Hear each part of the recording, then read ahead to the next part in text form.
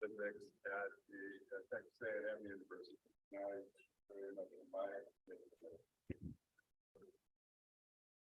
Okay, thank you, Randy. Thank you for the invitation. I don't know how to get rid of that part. This meeting is being live streamed. So it means I have to touch here, maybe. Yeah. And well,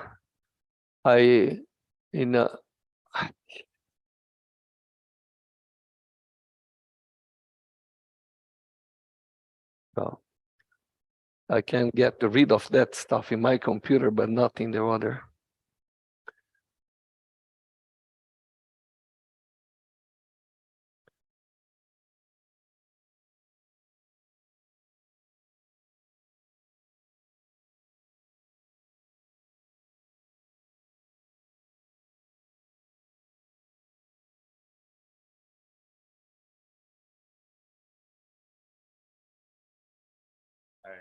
How does he get?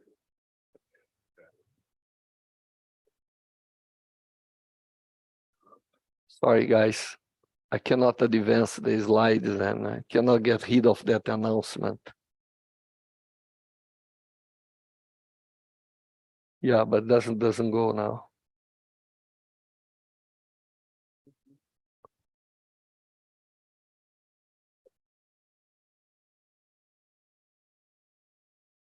Oh, okay. So we are in São Carlos, and we've been doing experiments with cold atoms for a long time. And this time we are doing some experiment with turbulence, which we are also doing for already some time. But now we are using this turbulent cloud, try to investigate some non-equilibrium properties of the system. So it's like having a prototype of non-equilibrium quantum system that we can produce the non-equilibrium and try to investigate the evolution of the non-equilibrium. So what I'm going to do is tell you a little bit how we evolve along those years, characterizing the turbulence. What are the main features? What remains in your system that is well known from turbulence in classical system, classical fluids? What's new?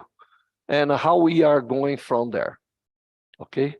But before, we are here to honor the memory of Hussein. And he was a great scientist and also a great man in Brazil. He's not Brazilian, but he adopted the spirit. And he was always there for trying to advance the culture of science, to try to convince authorities, try to evolve our own university. And he was part of my center as a theoretical support. And we did many discussions. And one of the papers I will show to you was inspired by Meyer Hussein. So it is, of course, very bad that we don't have him with us anymore. But he did a very good contribution, and he left behind a whole group of people that has the same spirit, like one of the organizers of this meeting. Okay, so the experiment I'm going to show to you is a part of the group. We have a very large group. We're not doing only atomic physics. We're doing is a optical and photonic center that we do many experiments in biophotonics, in nanoplasmonics, and in atomic physics. And our laboratory is part of one. There is other laboratories. We have an atomic clock laboratory with fountain and other clocks. And we have another laboratory of Philippe Courtel doing experiments with scattering of light in cold atoms and things like this. But this experiment, what I'm going to show to you, has this group of people participating. Some of them you can see here in the audience. And,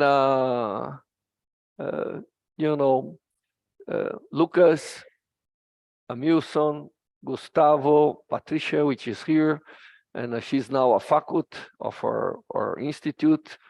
And Arnaud, we just graduate, and then all the rest are graduate students, and we have even the participation of a student that is located in Newcastle, you know, Holly. And we have collaboration with many people. In the past, we had collaboration with even a large number. We still keep going with collaboration in many theoretical aspects with Professor Fetter from Stanford or Tsubota from Japan. But for the work I'm going to tell you, we have more collaboration with Uruati from Italy and the rest of the people from Newcastle. Oh, Patricia is here too. You are in many, many places, Patricia. And Thomas Kazenzer is a very interesting guy. He's in Germany, in Heidelberg, and he's one of the guys thinking very deeply on the non-thermal fixed points, which turbulent clouds may be a nice way to try to understand at least part of the time evolution of this non-equilibrium state. Okay, and we are a center. And what I'm going to do is I'm going to show you briefly how we excite. You know, yesterday we had the first talk saying that, well, let's shake things. Shake means introducing tiny rotations in many directions. This is what we do. And then we go from few vortices to turbulence. But we are very much interested in doing the turbulence. For how we got involved in this, well, I mean, we've been trying to excite condensate for a while. And then Tsubota published a paper and saying that, well, if you take the condensate and you give a rotation in many directions, you're going to generate vortices in many directions. And then that will evolve by reconnection to a turbulent state. And it's not so easy to keep rotating everything simultaneously, but we find a way. We call is inspired by the day-by-day life. We call quantum washing machine. So we do like a washing machine, because as you know, when you wash clothes, they don't rotate to wash, they shake, because that's a way to generate turbulence and make sure whatever you put in the washing machine is getting closer to the cloth and remove the dust, remove whatever is there. So this is what we do. But we got involved because everybody says that, well, in quantum turbulence, word is simple, and you can understand better the turbulence as a whole. And let me anticipate to you that after 10 years of characterizing everything, we realize that that's not true. But we do have a new system.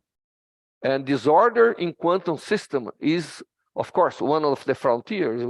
We want to understand how time, how temperature, and how disorder play any role in this whole thing, right? We see the new models for cosmological models where they rely on turbulence to explain many of the things that are taking place, right? So it is a nice system independently of anything. And then we start to apply this, and this is what I'm going to do more or less. We already saw this kind of thing when you have turbulence in general. There are two important scales: the big one where you introduce, and the small one where the dissipation goes on. This is normally the two scales that people take care when dealing with the turbulence in classical fluid. When we go to the quantum fluid, there is an extra scale that will be very important. Let me anticipate to you, which is the distance between vortice filaments. So this distance is another scale that became very important, and I think is one of the main issues in producing some of the property we are able to measure. But, you know, in the quantum world, we already saw this.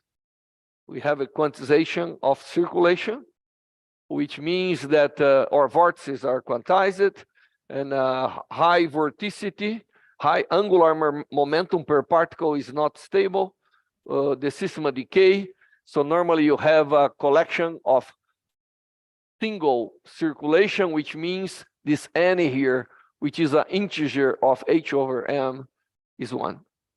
And when you have that, you have all the vortices equal in the system. That's simplify a lot what can happen, and you all know what can happen. If you put a lot of vortices, they crystallize.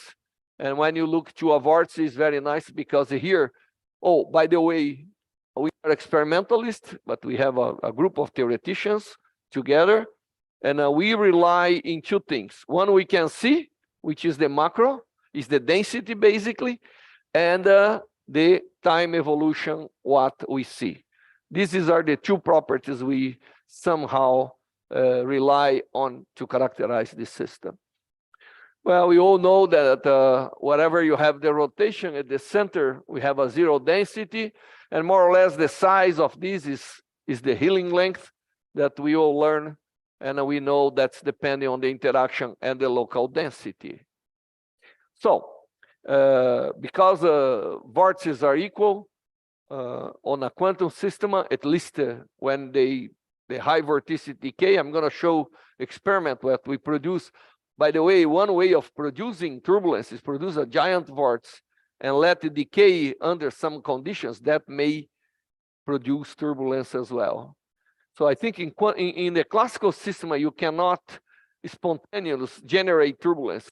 If this morning you took your coffee and shake a little bit and let it go, it's not going to evolve to turbulence. You have to drive it a lot, then it drops will spill out as a result of turbulence. But in the quantum system, if you produce some situation spontaneously, it may evolve to turbulence. In a closed system like this, at least that's what we've been observed. Okay, well, there are many things related to vortices in quantum fluids. I'm not going to speak about this, and this is another perspective, is looking to those Abrikosov type of lattice and see how they can be perturbed. That's another thing. And by the way, this is a picture of one of our experiments, the sodium experiment, but we produce many vortices, but with the same sign. And but you have a very beautiful pictures along the last decade in the literature. Once you have the vortices, they evolve, they react. There is a process, it's called reconnection. And by doing this reconnection, the messy part comes. And then you can see when lines that represent the vortices, they cross each other, they start to have this kind of bending. And then after many reconnections, you can see if two of these reconnect in the right place, we're gonna make rings, and we make wiggles. Those wiggles are Kelvin type of oscillations that can be present. It's a way for the energy to be transferred to smallest and smallest scales. Okay, and I'm not going to have time to elaborate a lot about classical turbulence. Quantum turbulence, that's not new, right? People are studying turbulence in liquid helium for a long time. But when comes the condensates, we have more knobs to play with, and different ways to excite, and different ways to assist, and different ways to extract information or to apply. Liquid helium, when you produce turbulence, it is a liquid helium with turbulent liquid helium. But when you have a condensate, you can let it go.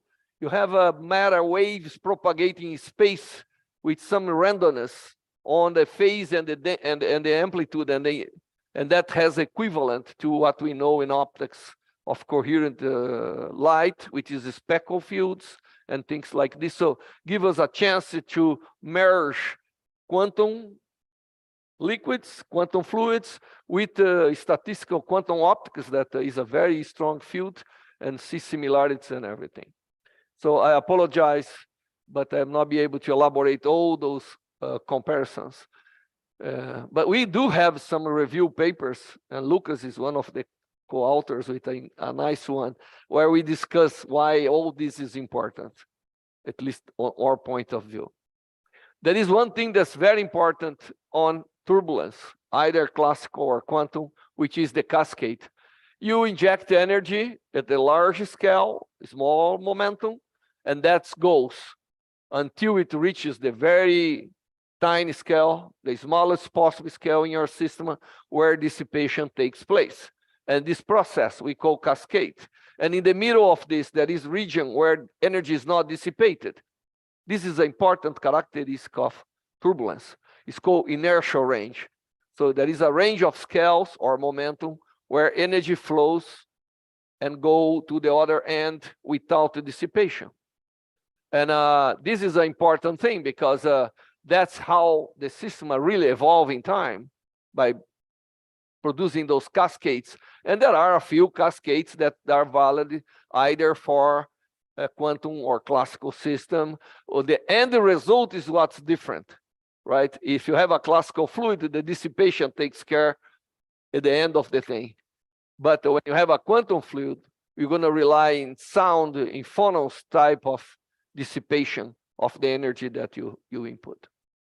Okay, so our history on this field start more or less in 2010, where we were able to demonstrate in a BEC the presence, and then influence of so many people, and we try to expend a lot of time trying to characterize, seeing signature, measuring power spectrum, measuring population, measuring integrable length scale, trying to introduce entropy in the business to see if disorder was being installed, and so on. And up to here is what I call characterization of the system. And then we started to observe that we had a system that can go much beyond the understanding, but we can do many different applications. Speck of matter waves, non-thermal fixed points in the time evolution of those states after you excite, or even spontaneous generation, and many others that if I have time, I will introduce to you. There are different types of turbulence. You can excite a condensate in different ways. Vortex is a very nice topological type of excitation. And once you produce vortices in some situations, they can tangle together, or not tangle, they can cluster together, make bundles. And of course, many quantum things together looks like classical, right? And this is similar to classical, and all the Kelvin cascade. People's been observing this in helium. Then there is divining, and another great scientist that we lost recently from England, right? It's called the super quantum, but actually it's vortices that can tangle and produce the turbulent. And we have also waves produced in the condensate that are very nonlinear interaction and among those modes, and then these evolve to reactions and turbulence as well. And this one also exists in the classical world, right? Just look at the ocean. When you fly with your plane, you're going to see the presence of wave turbulence in the surface of the ocean. Okay, we have two experiments dedicated to study this. One is the sodium, the other is the rubidium experiment. This is the rubidium experiment. And normally we excite, we see a few vortices, and then suddenly this evolves to turbulent, which looks like this in imaging, in absorption imaging. And this is the sodium. I want just to honor my people and my collaborators in the sodium experiment that's supposed to be a mixture to study turbulence and many other things. But at the moment, we're going to separate studies in sodium and potassium. And I don't know if Patricia will mention a little bit about her plans with the potassium here, but I hope so. And but sodium, we are doing some quenching, which is the opposite what we do to generate turbulence. And hopefully we're going to do something. Well, the main motivation is this: if you start with a condensate and you produce rotation in two directions, at least two. If you do only one, you're going to produce the lattice that we all know. But if you produce in two, there'll be reaction, and this will evolve. There are many ways to reach this. And the way we find out is, okay, well, let's introduce here on the potential, we have a Yaft-Preacher type of magnetic trap. We are now evolving to light traps for many reasons. And then we introduce deformations and rotations on the potential. And by doing that, of course, you go shaking. And I call this atomic washing machine. And that produces vortices. We spend some time investigating vortices. And then we're not investigating vortices anymore. We investigated the final result, produce the condensate, excite, holding time for a while for let the things evolve, observation. And what we observe everything that people has investigated already, like the scissor mode, which is evidence of superfluidity in this, and Chris Foote produced very nice work on that in the past, which is the bending of the axis of this, the asymmetry axis of the condensate. But then just go a little further, you're gonna see the vortices being formed. And once you see the vortices formed, there are a very nice simulation by Parker from Newcastle, where you see the vortices are formed at the edges and migrate in. Long ago, we were able to picture the vortices being formed, and then, of course, you have to make sure you produce vortices and anti-vortices, and we have done that by observing the tripole of vortices, which means that the only way to get some met-stable configuration of three vortices for a while if one is the opposite of the others. And then we did all this study. This is being published. So we are sure we produce vortices and anti-vortices. And as the amplitude of our excitation grows and the time of excitation, we make more vortices to go. This is amplitude. You know, we as experimentalists like to represent as a function of something we measure. And this is the volt, what we say amplitude millivolts, means what kind of current I pass to the extra coils, but this can be represented in terms of chemical potentials, for instance, how much energy I supposed to be putting there by those oscillations. And normally this is a few factors of the normal chemical potential of your sample. So it's not a lot of energy you are adding, but enough to make those excitations and to see their evolution. So once they evolve, we go and analyze by doing time of flight, because we don't have a resolution to do in situ. And normally we observe a nice evolution. Very soon we see no more vortices, very typical, they react. What we actually see is a big composition of apparently random fluctuations of the intensity or the density in our case. And of course, the phase there, because of all the reactions, is a kind of distributed along the sample. So that's a kind of evolution. It goes from few vortices to a very complicated cloud with a lot of perturbation, which we call turbulence. If you manage the amplitude of excitation and time of excitation, we were able to identify and simulate by two independent people, Tsubota in Osaka and Yukalov in Dubina, the same kind of behavior. They never predicted this last one, which we call granulation. We call granulation because we didn't have any other name to give, but maybe this is a breakdown of domains. You introduce so many random phases there that the system will say, hey, I can't hold this. It's better to have little islands of my condensate and behave that way. This is a domain that we never really went deep through. Maybe now with Randy Hewlett in a more simple one-dimensional system, we may understand more of that.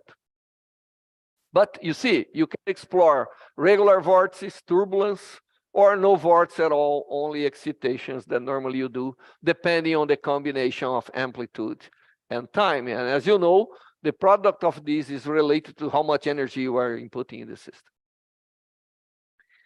Okay, well, there are nice simulations being done in the past and now, and this is a work by people in Newcastle, where they simulate our excitation, and as you can see at the end, we see a collection of vortices and solitons being formed. So, and that's evolved. We don't detect the solid so well. I don't think we even detect the vortex so well. We detect the end of the excitation, which is the turbulence. But you see, I could put this phrase here: unstable solids break down in vortices and sound waves generate the turbulence. And this is more or less what comes out from the understanding of the simulation of this system. Well, this is a picture of a real picture. That's the simulation.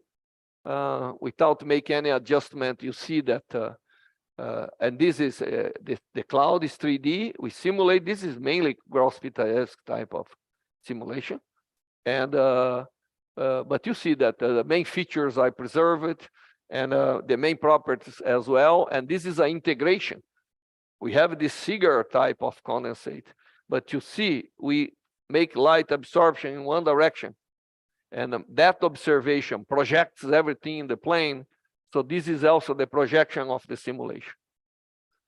And we believe we don't lose a lot by doing that. And of course, when you're doing simulation, you can picture your system at any moment. So you can see all the things going on and the defects you create migrating and not being well distributed. But as the time goes and reacting goes on, there is a distribution around the cloud for everything that we believe we have.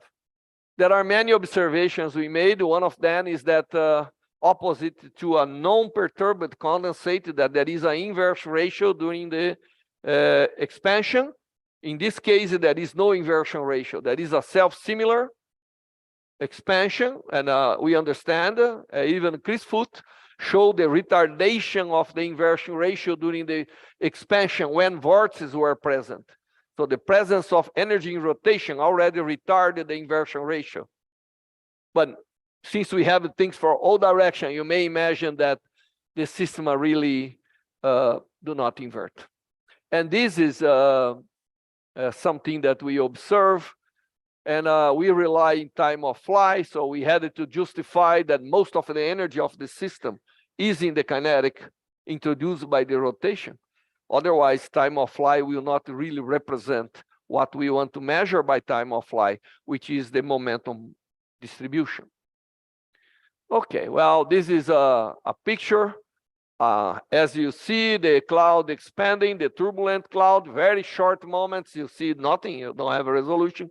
But as that grows, you start to see the defect. You can make average and subtraction, and then you're going to see the distribution of defects. And already pointing out to you, oh, my time is over, no? Oh, thank you, Rand. It's very good to be a friend of the chair of this session. But as you can see, there are moments that the defects are not uniformly distributed, because people claim that we should always have isotropy when you have turbulence. I don't think it's true. Maybe this is a consequence of the evolution in your system that may take some time. But at the end, you see all the perturbation going on and distributed. We are trying now to characterize this distribution to the texture. Well, one of the most important things to do is to measure the spectrum, the energy spectrum. So we want to know how, in what scale, what momentum class the energy is distributed. And we do that in two different ways. One is by simple momentum distribution, and assuming that we have theoretical simulations that shows that's very reasonable, that this kinetic dominates. So the kinetic energy in each class is the momentum distribution times chi square. This is one way of calculating, obtaining the energy spectrum, measuring the momentum distribution. Another way is by power spectrum, because after all, the energy may be in the fluctuations of the momentum, and therefore by using theorems that are well known, and by looking the correlation between the fluctuations, you can do the Fourier transform and you can get the spectrum. And we do in both ways. When we do time of flight, right, we always do time of flight anyway, but when we do directly measurement of the momentum distribution by time of flight, we do a time of flight or many different times of flight, and we investigate how many atoms is in a class of momentum. And by knowing this, how many atoms is in each momentum, we can have the momentum distribution. Of course, we are projecting, then we have to make some considerations of distribution and symmetry to be able to recover the 3D. And this is what we call Abel transformation. And we do that since the very beginning of our characterization of the sample. Well, normally what we observe is when you have a few vortices, you see things evolving, but not that much. But when you reach the turbulence, you see an evolution with the development in some class of momentum, which is not very big. I don't have a big sample, so I cannot have a momentum going from nothing to infinite. I have a range of momentum that's basically the inverse of the size of my cloud to the inverse of the size of the perturbation, which is the healing length, basically. And well, we've seen this evidence since 2014, which is the presence of a power law. And the power law presence on the momentum distribution, following Kolmogorov type of arguments, it is evidence of the existence of the cascade. And the power of this power law dependence somehow should characterize the type of turbulence you do. And many theoreticians dedicate themselves to calculate in many situations what is the power law that you find in this cascade. Okay, so of course this is the momentum distribution, but the power law is a little different. You have to take many shots, remove the average, end with the fluctuations, and then doing the correlation and the Fourier transform, and you end also with the evolution of the cloud. I can guarantee to you that this one I put in here, but this is not a range that our approximations are fully valid for the analysis of the momentum. Is not a sample that's kinetic dominated, and we assume that. But at the end, you see the evolution. This is the energy spectrum obtained as a function of different amplitudes. And you can see that after some amplitude, okay, this is dead. Oh no, oh, am I pressing the wrong button? As you can see, I'm gonna save the battery to change the slides, and you take your imagination now. And you see that after some amplitude of excitation for a fixed time of excitation, you see the deformation of the power spectrum and the appearance of this power law range. And both methods give us, when the turbulence is starting to develop and progress, we both see, we get the same result. And we have a momentum distribution that is basically characterized by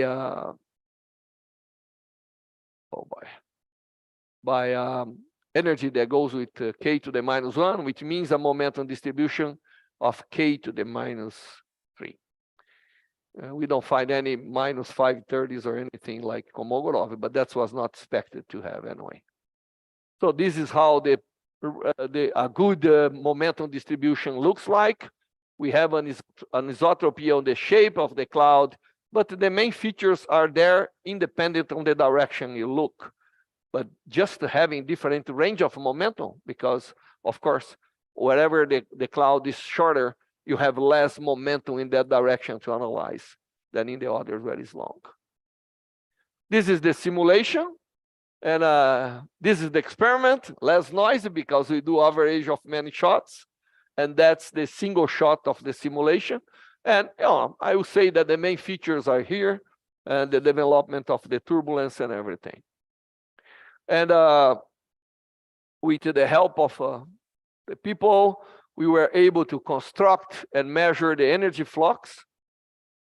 You know, the time variation of the energy spectrum is related to the energy flux. How many really momentum or energy, you choose what you want, are passing from one class of momentum to the next and to the next. And then you can work out the equations, you know, those are like continuity equations, and with the presence of injection of energy or dissipation. And normally we inject energy and then we wait, we see the evolution when we stop the injection anyway. And we are able to come up with a final expression that shows that the flux is the time variation of the integral of the energy spectrum in some range. And once I have that, well, this is, by the way, is well known from the turbulent community. We just apply here, and basically what we're doing is measuring for some momentum class, how is the flux of energy passing to that frontier.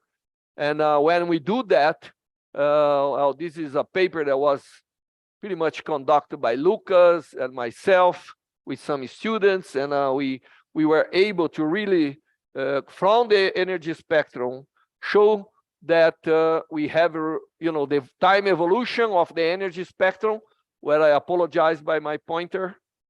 Where is this made? Oh, maybe in the United States. Have to buy one from China, we work.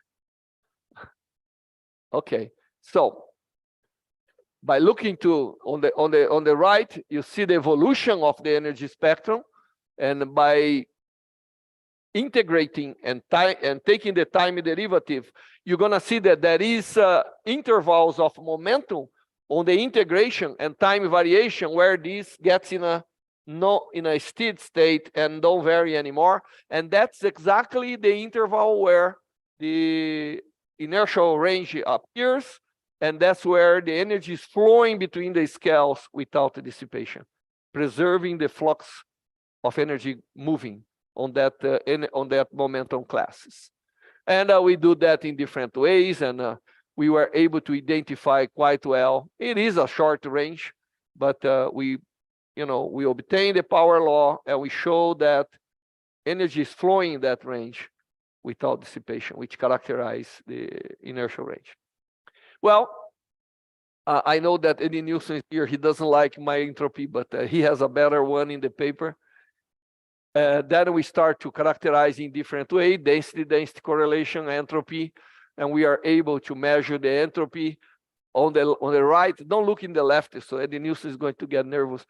Look in the right, and you're gonna see the evolution of the entropy. By looking in the momentum class, you can see all these fluctuations and everything, and build up entropy for the cloud. And this is being published in this paper that's called Entropy. And you see the evolution after reaching the amplitude where turbulence is established.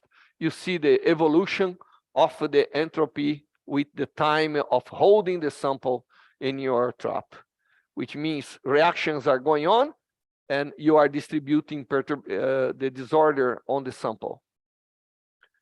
Well, there is another way to characterize, is by calculating not the time variation of the energy spectrum, but the length where the energy is more concentrated by doing that integral of the energy spectrum. So you more or less will tell what is the characteristic size scale, dimensional scale, where the energy is concentrating. Then, of course, this should be going down, and this is called the integral scale length. And we have also measured that and characterized the sample by looking. My idea was when this extrapolated to very tiny is where the turbulence is starting to decay. You reach the minimum, but by some reason we did not manage it. It takes too long than what we thought for this to decay where the turbulence will be dissipated. And of course, in that expression of the variation, we imagine this, and L0 should be independent on the amplitude, because that tells you the scale where the energy is located. And for sure, independent on the amplitude of excitation, L0 does not vary very much, but T0, that's depending on the amplitude, because it's the driving force for the reaction, for the energy to flow to the smaller scales. Okay, now I want to apply this, and I wanted to concentrate myself on the Anderson localization. I still did not reach consensus within the group, so I cannot really speak too much about.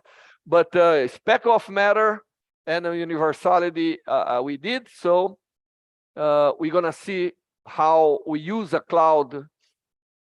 And the first thing is let this cloud expand. When this cloud is expanding, it should not be like a thermal cloud expanding. It should be like a quantum cloud expansion, but it's not a normal quantum cloud. It's a quantum cloud with random perturbation of amplitude and phases.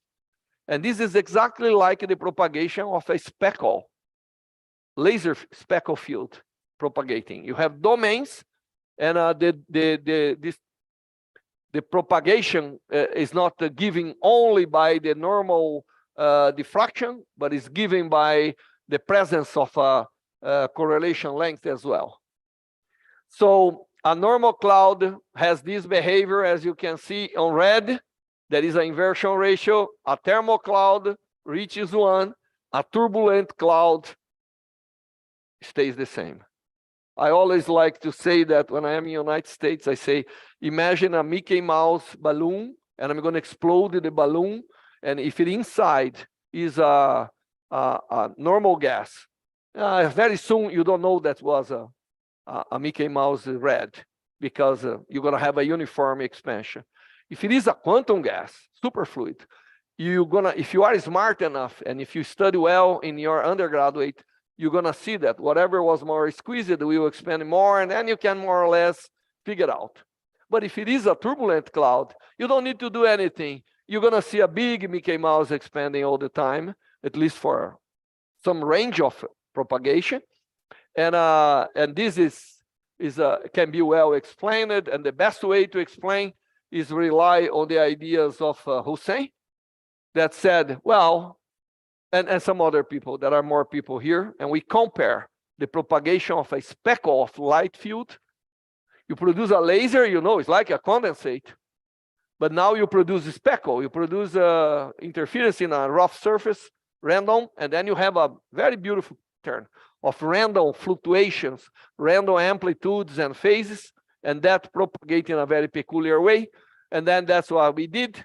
And then, of course, the only thing you have to know that's very important is in a speckle field, in a normal coherent field propagating, the dispersion is the lambda divided by the size.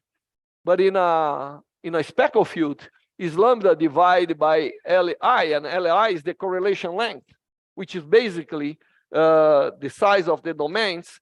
And this is how it looks like. And then when you compare the expansion of a normal back with a turbulent back, it matches very well with the optical beam propagating, having a speckle, and should not be different. Those are waves propagating with the introduction of. And why is this interesting?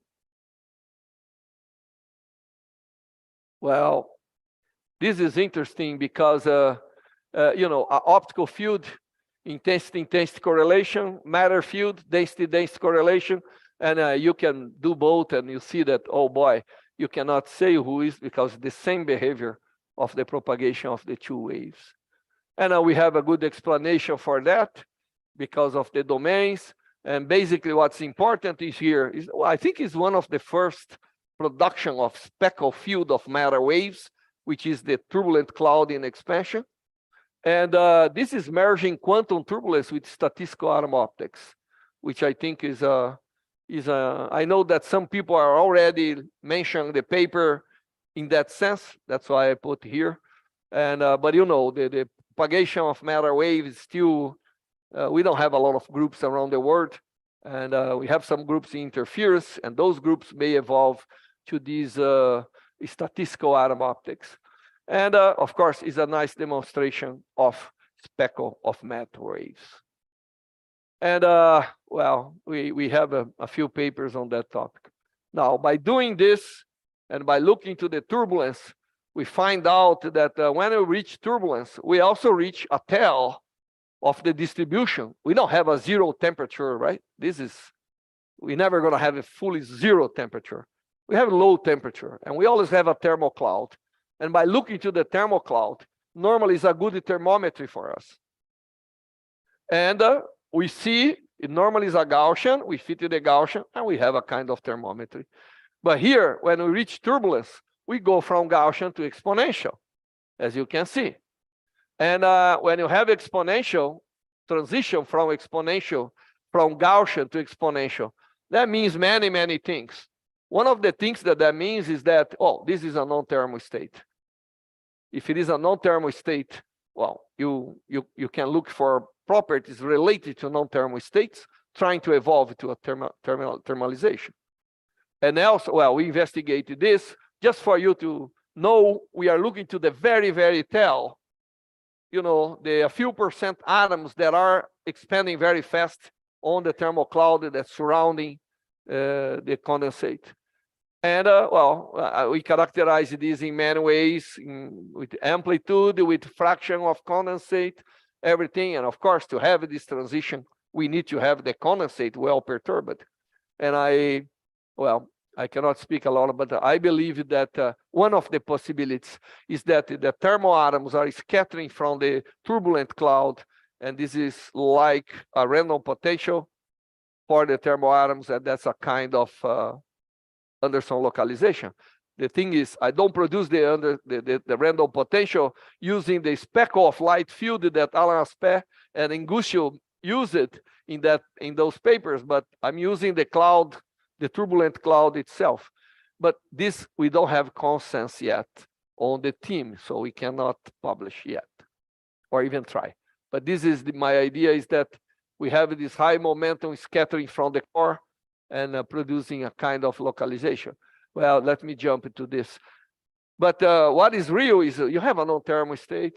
If you have a non-thermal state during the evolution, it is possible that you have presence of non-thermal fixed points, which are points of metastability, where for some reason the system evolves in a way that compensates variation of amplitude on the momentum classes or energy class with rescaling of momentum.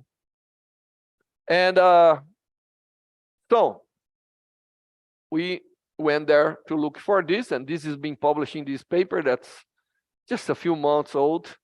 And in that case, all your evolution depends on two exponents, because you rescale. Well, this is also something that evolves from the equilibrium, the renormalization in equilibrium, where people look in different magnification of some scaling, and then that compensates the others and things like this. That is a long story. This is been going on for decades on non-equilibrium quantum system, right?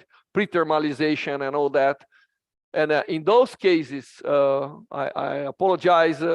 I know that there's some theoreticians in the room are even better to explain all the details. But mainly, if you are around, if you have a non-equilibrium and you are around one of those non-fixed thermal points, the system evolves in a well-predicted way. So when you scale the amplitude, that's compensated by scaling the scale of the momentum.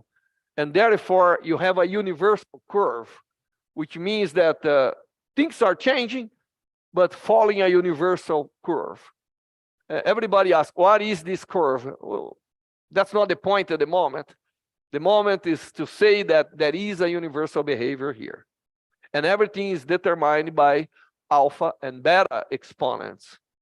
And of course, in the future, we would like to know, because if you want to know what class of universality is this, it's better to determine this function and see some characteristics of this function. Alpha can be positive or negative. In your case, it will be negative, because we see flux of particles going from low to high momentum. That's our evolution. There are many papers that came recently where studying different basically in quenching. We are doing the turbulent cloud, and you see the momentum, and then you renormalize everything. Everything gets into a universal curve, in a single curve with some exponent. And then those are the evolution of our momentum distribution. And then when you do the rescaling, and that happens in some range of momentum and some range of time. There is a window of time, 5 minutes, okay. And we were able to determine the better coefficients for our case.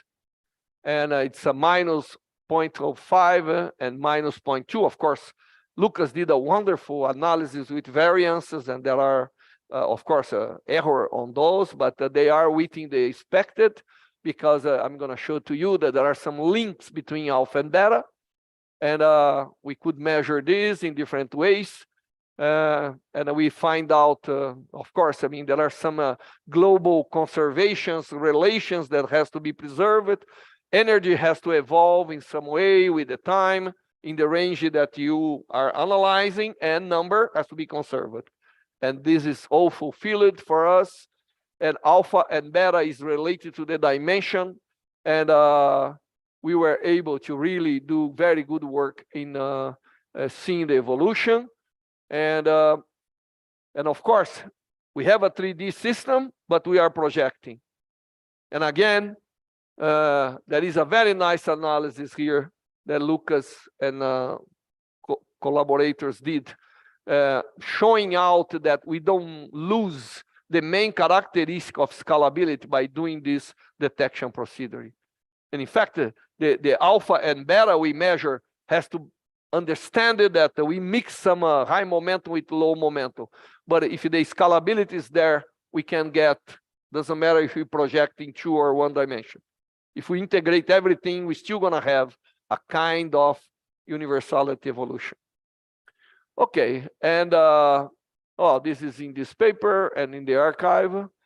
And I think we were able to prove that you have, during the evolution of the turbulent cloud, this kind of scalability in many different ranges. Now we are amplifying this, and I don't have time, but we have we are constructing a very nice way of looking to all of this, and that we can justify much more than what being observed. And of course, we're still interested in other systems. Oh, this may be in many systems that's in non-equilibrium. And this is a nice experiment that we did in the laboratory of Randy, and we hope to continue, which we see granulation of the condensate as a consequence of perturbation of the interaction. And we created domains that are quite stable, but of course, they have properties. And I think this is a non-equilibrium system that evolves very slowly. And maybe one of the things that are hanging is because there are some important quantum interference taking place that do not allow them to recombine. And Randy agrees, we're going to go on. This goes beyond the main field. And I think it will be a nice 1D system to study equivalence to what we're doing. And then I apologize, we don't have more time, but there is ways to producing turbulence by letting giant vortices to decay. And this is an experiment of Gustavo Teles, already published. I keep the archive, I don't know, all the transparency, but it's been published. And I don't know if I can show you some simulation, but my time is over, right? A few minutes.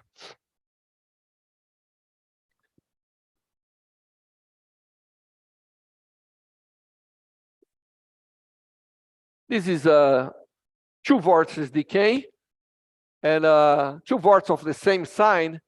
The system became very well organized. But if we go, this is exactly equivalent. This is a n equals 4 vorticity, 4h divided by m of angular momentum. And this is a real picture in the lab. When the vortices decay, you can see the 4 little vortices there evolving. But this is a simulation of 2 vortices with opposite sign decaying, and that's going to evolve to a turbulent system.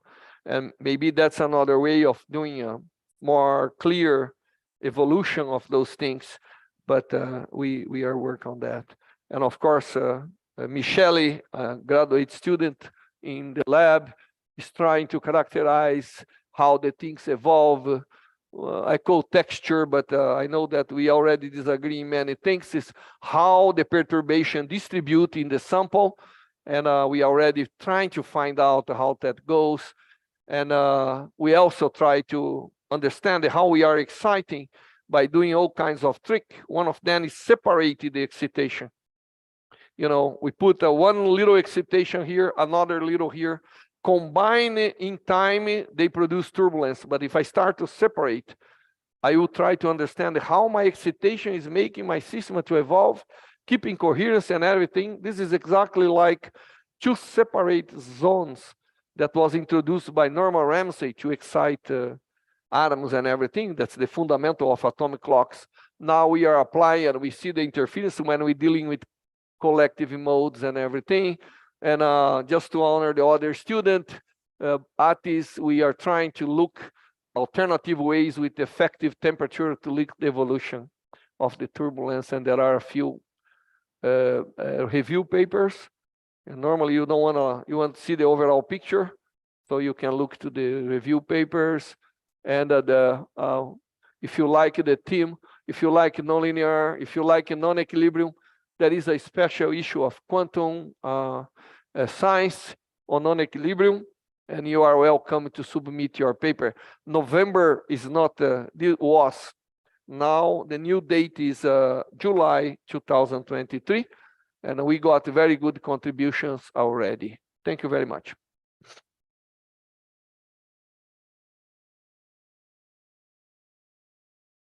All right, thank you, Vanderlei. We have plenty of time for questions. Yeah, Jeremy, Julian.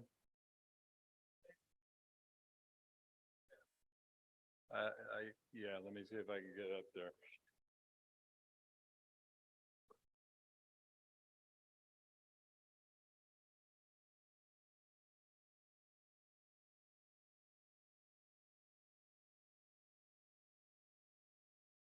Right. Thank you for the very nice presentation. You made this analogy between a laser and a BEC, and then you said the turbulent BEC is like a Echo of laser field.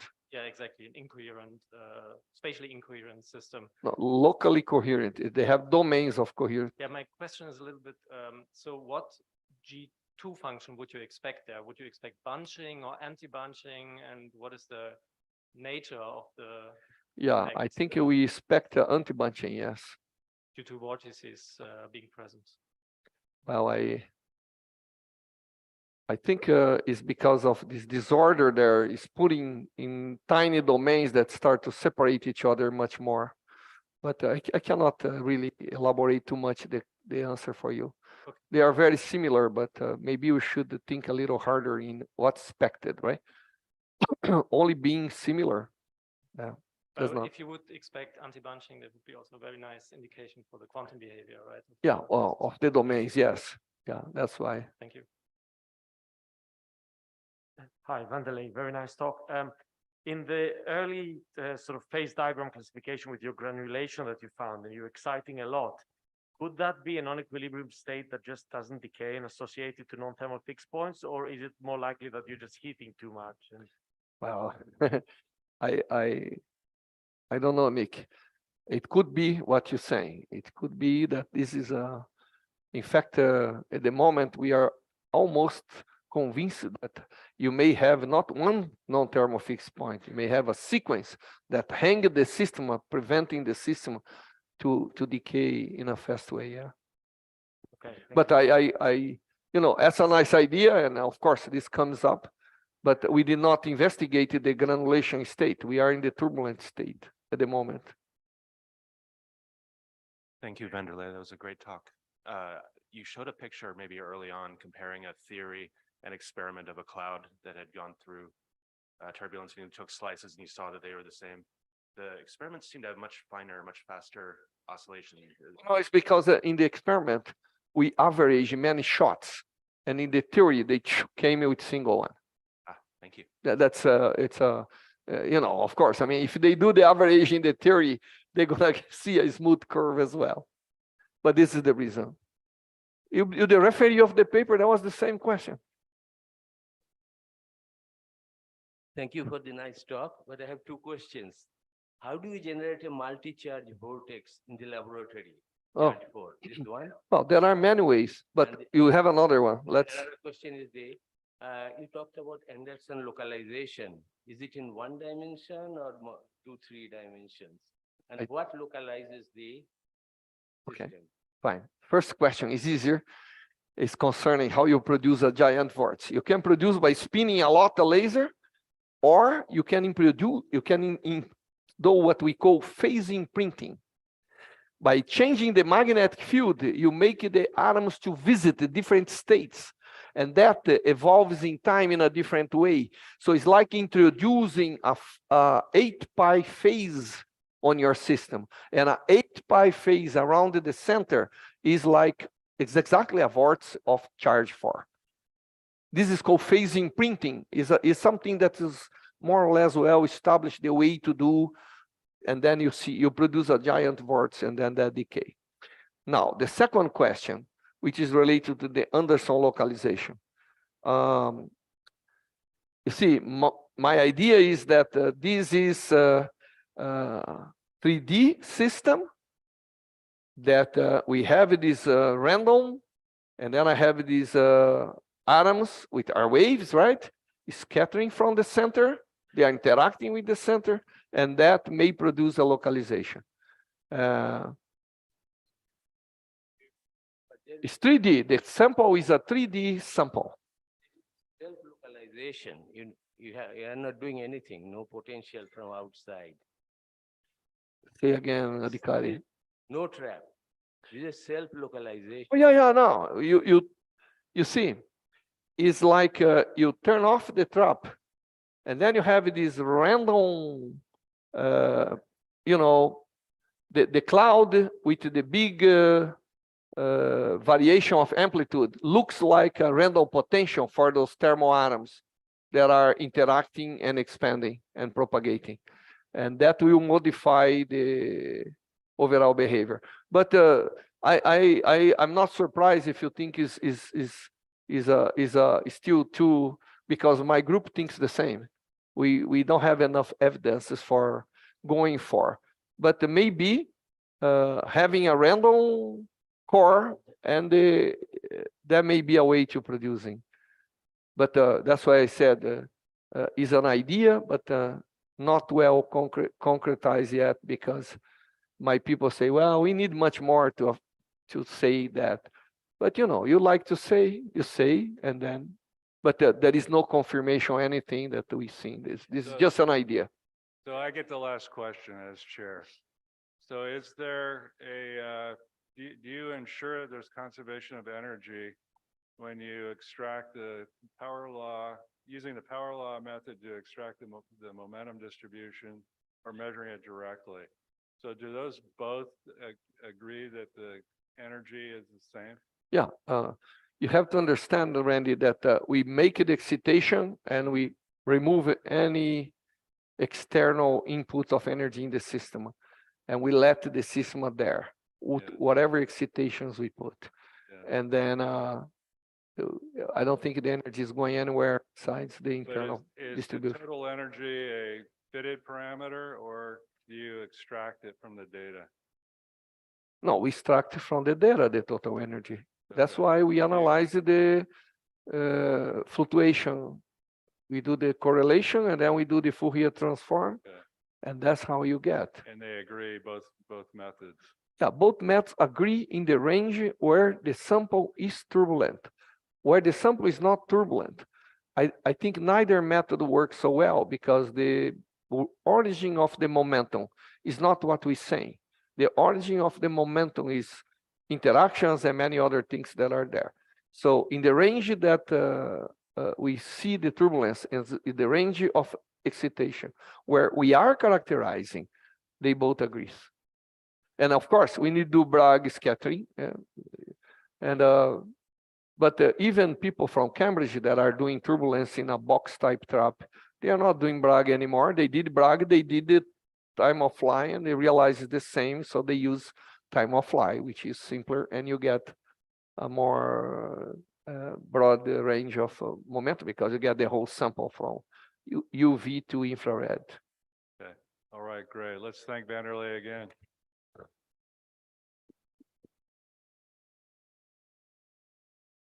The next speaker is Patricia Castillo, and Patricia will discuss town solitons.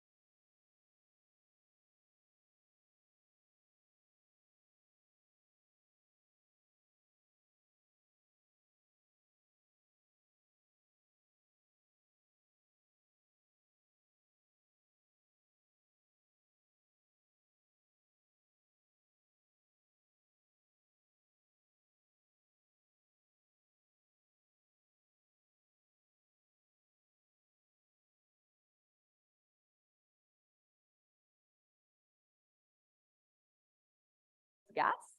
And before starting, oops, it's not passing. Yeah, okay.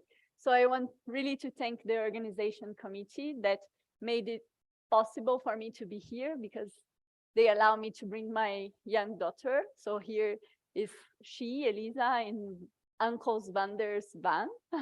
So we came from São Carlos all together. So she's happy and smiling later. So this is the beginning of the trip. So everything was fine. Later she screamed a lot, but was okay. So she's here, and my oldest daughter. Oh, so it's not passing. This, yeah, okay. Was at the swimming pool at the time, so nice. Both of them are happy. So thank you very much, especially Gamal, that made this possible.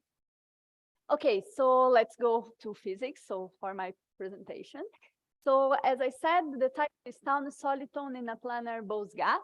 And pretty much my presentation has two main topics, if we want to think like this. So there is a planar. Okay, so the part of the planar Bose gas and the part of the soliton. So I'll try to do a very brief. So are you passing or myself? Because it's kind of weird. I'm not having the control on the slides. What is? Vocês estão passando ou sou eu que estou passando? Porque não está funcionando aqui direito. Sou eu que estou passando? Não, né? Ah, mas então não está funcionando isso aqui? Tá, entendi. Bom.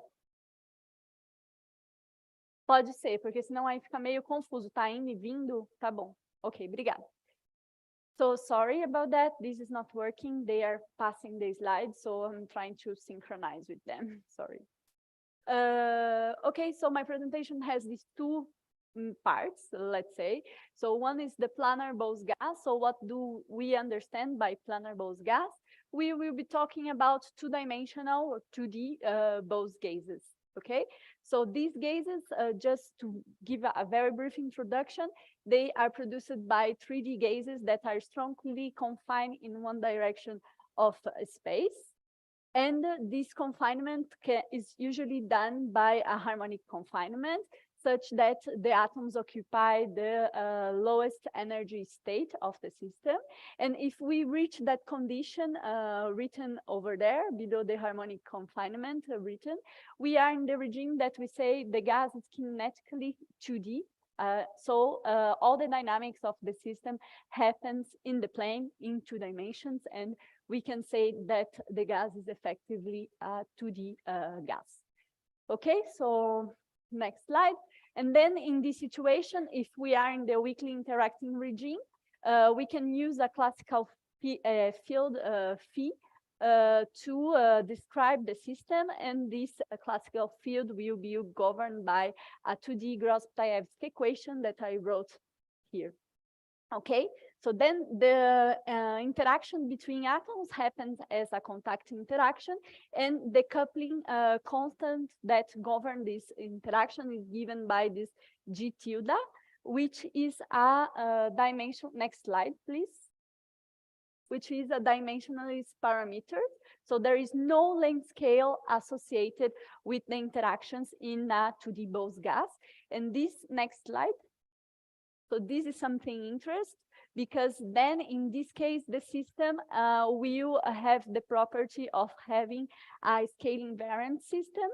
And when we say about scaling invariant system, we are saying that this system, so the action that describes the system, is invariant over a dilation transformation given by these two relations for position and time. And from this characteristic, we have many properties that arise on these systems. So we have the university of the equation of state that is describing this system. We can see the appearance of 2-dimensional breathers, as we saw on this publication I listed over there. We have also an undamped oscillation of the breathing mode and other effects that emerge from the fact that the system is scaling invariant. So this is a very brief summary of the characteristics of a 2-dimensional Bose gas in this regime. And then next slide, please. We can go to the second part of my title of my presentation, that is the soliton. So of course, I'm speaking to a very expert audience here. Probably most of you know what is soliton, but I want to give an idea for the people that are not really used to soliton or solitary waves. So we can describe these objects as being a localized wave packet which propagates without deforming itself due to the compensation of a dispersive medium and a nonlinear effect present in the medium. So for the youngest one, they can think, okay, these objects are quite weird and exotic, but actually this is not the case. So next slide.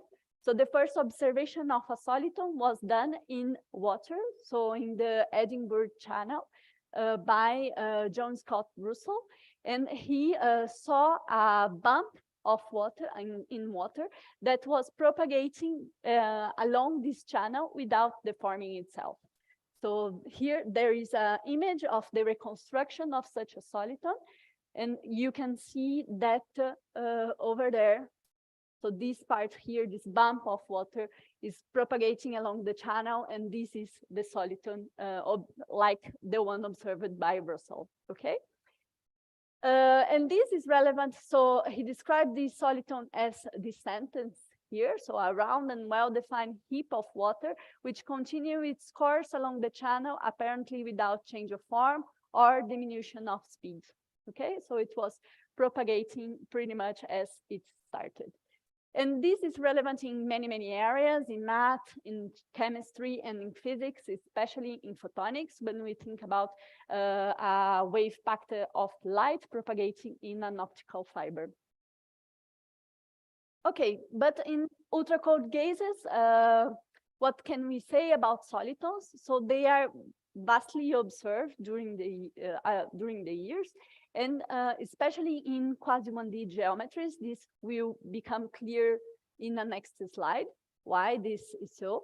But we have the production of bright solitons produced after an interaction quench, from which we quench the interactions from the repulsive side to the attractive side. So we have here results from Christoph Salomon's group, and here from Randall Hewlett. We have later, there is another paper, very nice paper from Hewlett on this that I will show to you. And they were also produced by phasing printed methods, in which they could produce a dark soliton here. So it's a dip on the density of the gas that was also propagating along the cloud. And more recently, magnetic solitons producing two-component, almost 1D systems by the group of Ferrari in Trento.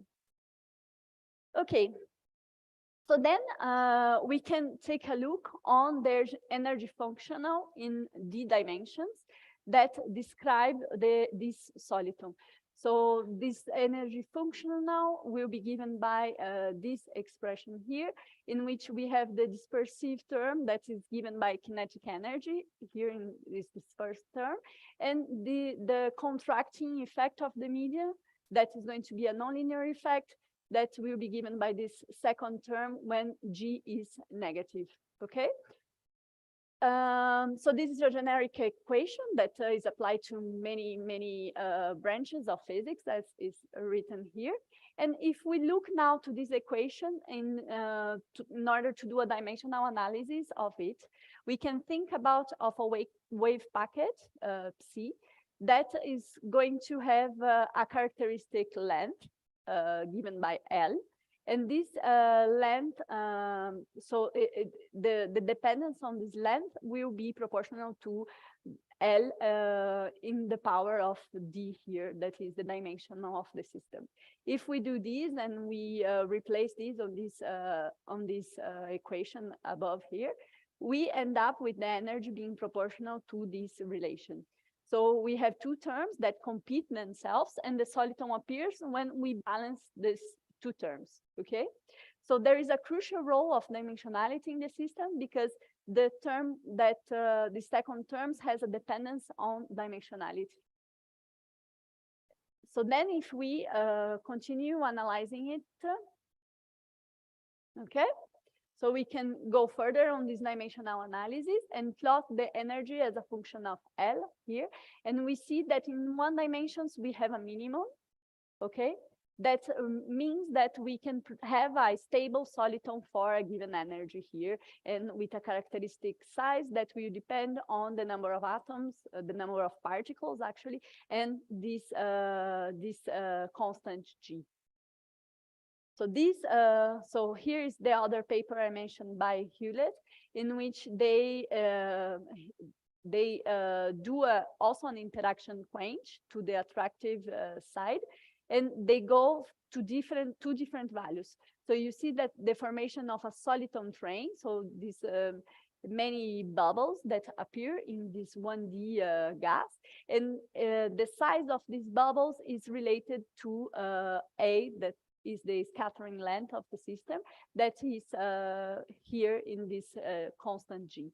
So we see this clear dependence on the L, which is the size of the soliton. Okay, now if we go to a 3D system, so look first at the black curve, at the blue curve, we see that the behavior of the energy as a function of L has a maximum. So this means that a soliton in 3 dimensions is unstable, dynamically unstable. You can produce, but it will be destroyed by any fluctuations of your system. If you now think about this dashed red line, this is the case when we consider the harmonic trap that is present in most of the systems. So in this case, you still have a local maximum, but you also have a local minimum. And that's why some people can also see a more stable soliton in 3 dimensions because of this local minimum that appears on this L minimum here. But then the case we are interested in is the case of a 2-dimensional Bose gas. And if the dimensionality of our system is 2D, we see that the 2 terms, they behave equally. We have both proportional to L to the power of -2. And it can exist a stationary solution for this case, but it only exists for energy equals 0. That is this dashed gray line here. And then this will exist whatever the size of L that is the size of the soliton. And this will happen just for specific values of this coupling constant G and the number of atoms N. Okay, so this is so we can now rewrite the nonlinear Schrödinger equation for the soliton in 2 dimensions that is written here. And we can try to find this stationary solution, the stationary solution for it. So this is exactly what was proposed by Chow, Garmidi, and Townes in 1964, that today we refer to as Townes soliton.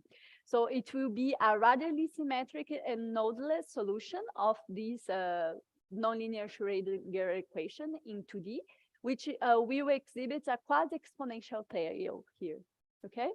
And this will will exist for a specific value of this factor G tilde n that is equals to -5.85 with many other numbers after this 5. And the energy of the system is going to be 0, and the chemical potential will be a negative. Okay, so if we manage to produce this kind of soliton in a 2D system, this expression is pretty much the Gross-Pitaevsky equation I showed to you at the very beginning when I was introducing the 2D gas. And this equation will also have scale invariance. Okay, it's the same type of equation. So how scale invariance will appear on the system now?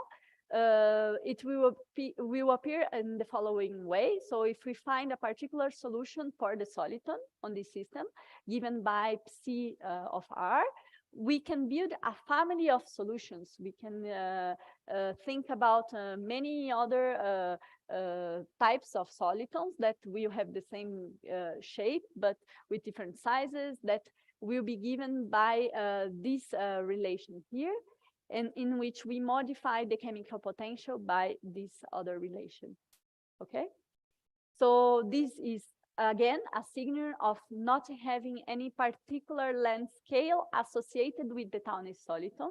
So there is no characteristic length for it to appear. It only depends on this relation on G tilde n. Okay. Okay, but then it will be unstable with respect to any change of n. So if you create a soliton with a given atom number, for example, you lose the atom number, you lose the soliton properties, it will start to spread. Okay. Good. So in 2021, two groups have seen this Townes soliton in 2D gases. So the first one is the group in Purdue in China. And what they did was an interaction quench, as people was used to do in two-dimensional systems. And they saw their system that was before the quench an almost 2D system, becoming a quasi 2D. And breaking into small bubbles here. So these bubbles, so these are single shot images, and they what they did is to get the density profile of each of these bubbles and plot on this graph here. So if they do so, they can rescale all these density profiles to a single density profile here, proving that these systems are really scaling invariant. We can do a simple transformation of this, each of these density profiles and recover a universal curve for it. Okay. And there is also our result in Paris that was done with a two-component Bose gas of rubidium atoms. And the difference of our approach is that we do a deterministic preparation of this Townes soliton. Instead of quenching and seeing how the cloud breaks into solitons, we do a deterministic preparation of this by imprinting an arbitrary spin distribution in a bath of atoms in species 1 to a localized bubble in species 2. So here is pretty much the images that we got. So this dashed circle here is our bath, so in species 1. And here is the bubble we imprint in species 2. Okay, in this situation, and if we transfer just a small tiny fraction of atoms to the other species here in the center, we are in what we call weak depletion regime. And in this case, this species 2 can be described by effective single component Gross-Ptaevsky equation with attractive interactions. So it's exactly the case that it suits a Townes soliton, and I will show this to you. Okay. Okay, so this is the outlook of my talk. First, I will give to you how we construct this effective single component equation for species 2 in our case. Then I will give also this reference is wrong. I recycle this slide, sorry. So these references are wrong, don't think about them. But then I will show the experimental setup of producing such a soliton, and then I will show you the results. If I have time, this will be the part 1 of my talk, and in part 2, I will talk just a little bit of what we are going to do in São Carlos in a new experiment to produce tunable 2D Bose gases. Okay, so nice. So as I said, we are in 2 dimensions, and we have two hyperfine states of rubidium atoms that we are going to work with. And in 2 dimensions, we can write the 2D Gross-Ptaevsky equation as this simple form here, in which I just normalize the parameters, dividing it by h bar and m, okay? Okay, so if now we have two components in this gas, what we have is a system of coupled Gross-Ptaevsky equations, one for species 1 and the other one for species 2, with a coupling term that will depend on the interspecies interactions and the density of the other species we are dealing with. Nice. And if we think about the physics of bulk mixture, what we will have is the appearance of 2 different miscibility regimes that will emerge from the competition of the inter and interspecies interactions in the system. So the system can be miscible if I define this delta comma parameter here, and this delta parameter is larger than 1. So it will form a uniform mixture, or it can be miscible if this delta comma parameter is smaller than 1. And then the system will remain phase separated in some way, side by side, one in the center, the other one surrounding it. It depends. Okay? So this is a bulk picture of what happens in the case of a mixture. In our case, for this experiment of the Townes soliton, we are interested in a localized wave function for species 2 immersed in a bath of species 1. So here is my bath of species 1 that is a bath with a hole in the middle. So you see here is the scale of density. So this hole is just a tiny fraction of hole because I transfer this population that is missing to state 2. Okay. So if I do a plot of the density, I see a small depletion in the center of species 1, while I have this localized bubble for species 2. So this is is the picture of our system. And we can do some assumptions. So we have this strong localized wave function for species 2. And then far from the center, the species 1 remain unperturbed.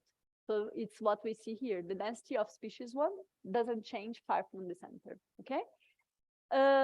All the interactions in our system, intra and interspecies, they are very similar. So this is true for rubidium 87 atoms. And I have these two relations being smaller than 1.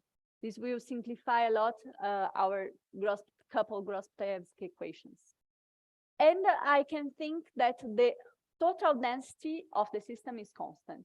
So any1 plus any2 is constant to any infinity, plus a small fluctuation that I will call delta n here. So this delta n will be much smaller than this n infinity, that will be the density here far from the center. Okay, so I can write the equation of states that, the wave function that describes species 1 approximately as this relation here, where I subtract the density of species 2. So now if I go back to the couple Grosseteste equation and I change this relation into the equation for species 1, I get an expression just for delta n. Okay, so which is the fluctuation on the density. And then this equation here for delta n can be inserted into the Grosseteste equation for species 2. If we do so, we end up with, so I summarize very fast the math, but it's simple, it's just math, it's just put there and you get this equation here. So this is the final equation that we have for species 2, where I neglect all the 2, so it's mu2, phi2, I remove all these 2 indices to simplify the notation. So this is an effective single component equation. And we have 4 terms. We can take a look on these terms. So this term is a constant. I can sum it over the chemical potential over there, so it can disappear. I account it on my chemical potential. And there is this other term here that's a bit more complicated. But if we are in the weak depletion regime, where this n, that is the density of the second species now, is much smaller than n infinity, that is the density of species 1 here far away from the center, this can go out. And in the end, I get an expression that is pretty much the Grosseteste equation for a single component that we are used to, with a kinetic term and an interaction term. Okay? And this G tilde A that I put here is this parameter here. Okay? Good. So this is exactly the 2D nonlinear Schrödinger equation that I also discussed in the case of having a soliton in 2D. So I will have the possibility of having a Townes soliton on this system, which will exist for this parameter here, G tilde multiplied by n equals to 5.85. Good. So in the experiment, how do we do? I said we work with rubidium-87 atoms, and we have the bath in the ground state F equals 1, and the localized bubble in F state equals 2. And here are the relevant scattering length values. Okay, so now let's go to the experiment. How do we do this in the experiment? So in order to produce a two-dimensional Bose gas, as I said to you before, we are going to strongly compress a 3D gas in one direction of space. So this has to be very cold for this gas to be compressed in a single layer of very tiny layer. So we have to do everything up to the production of a 3D Bose-Einstein condensate. That is depicted here in this figure by this ball. So next, what we do is we load this 3D Bose-Einstein condensate into a vertical optical lattice with a spacing of about 6 micrometers. And then we confine these atoms in the plane with a digital micrometer device, a DMD, that I will not give too much in details here. I think the audience is well aware of how the DMD works. So it's an array of micrometers that we can control individually, each one of them, creating what we call a box-like potential in 2 dimensions. So this will allow us to have a uniform density of our cloud. And then once they are in this trap, we can evaporate deep into the degenerate regime. And for example, we can do this very nice star of atoms that I'm showing here just by simply putting this star in our DMD, okay? We can vary this potential as we like, so we have a lot of flexibility on the shapes we produce this 2D cloud. And this is the starting point for our experiment.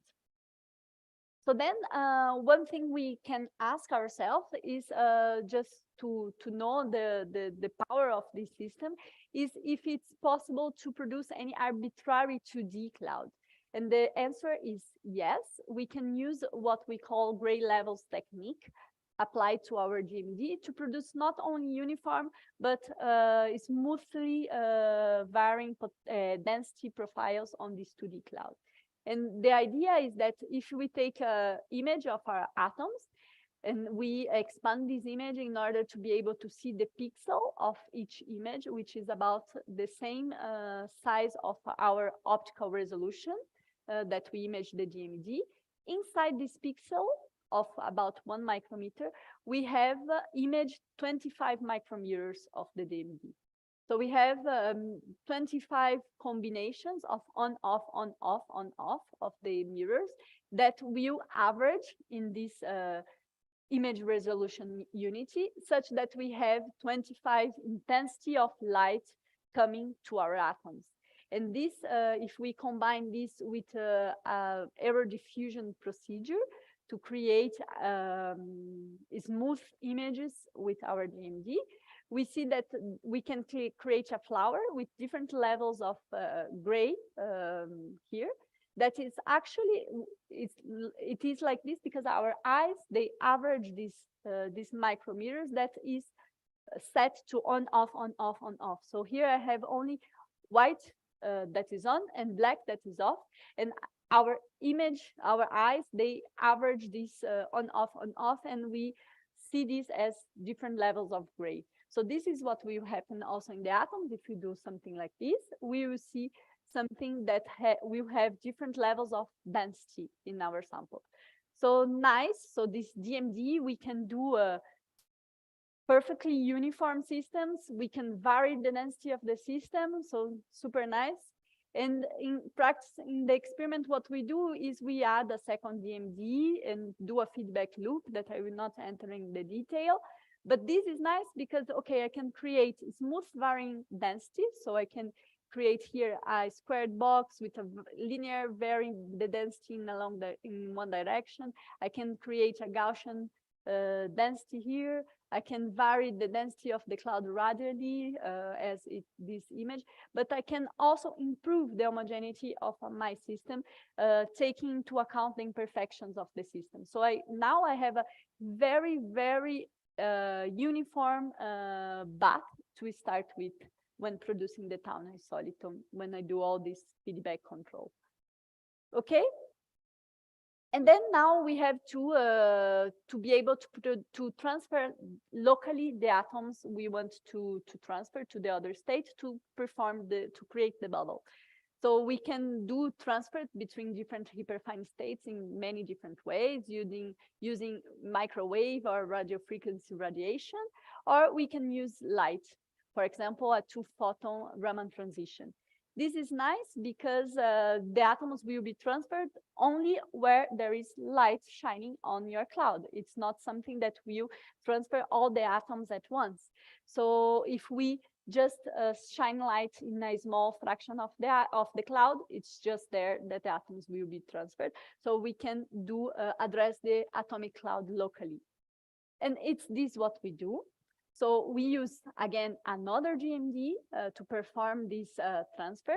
And here we have to use the gray levels technique because we want to imprint a shape on this bubble. So that's why I present to you the gray levels before. So we have to use it here on this GMD in which I shine two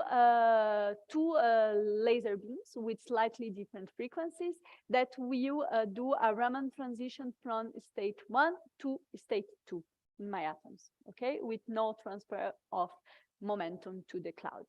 So I do this by trying to by drawing here a small bubble in the GMD that will transfer then just a small bubble in the center of my cloud, enabling to create this picture that we are interested.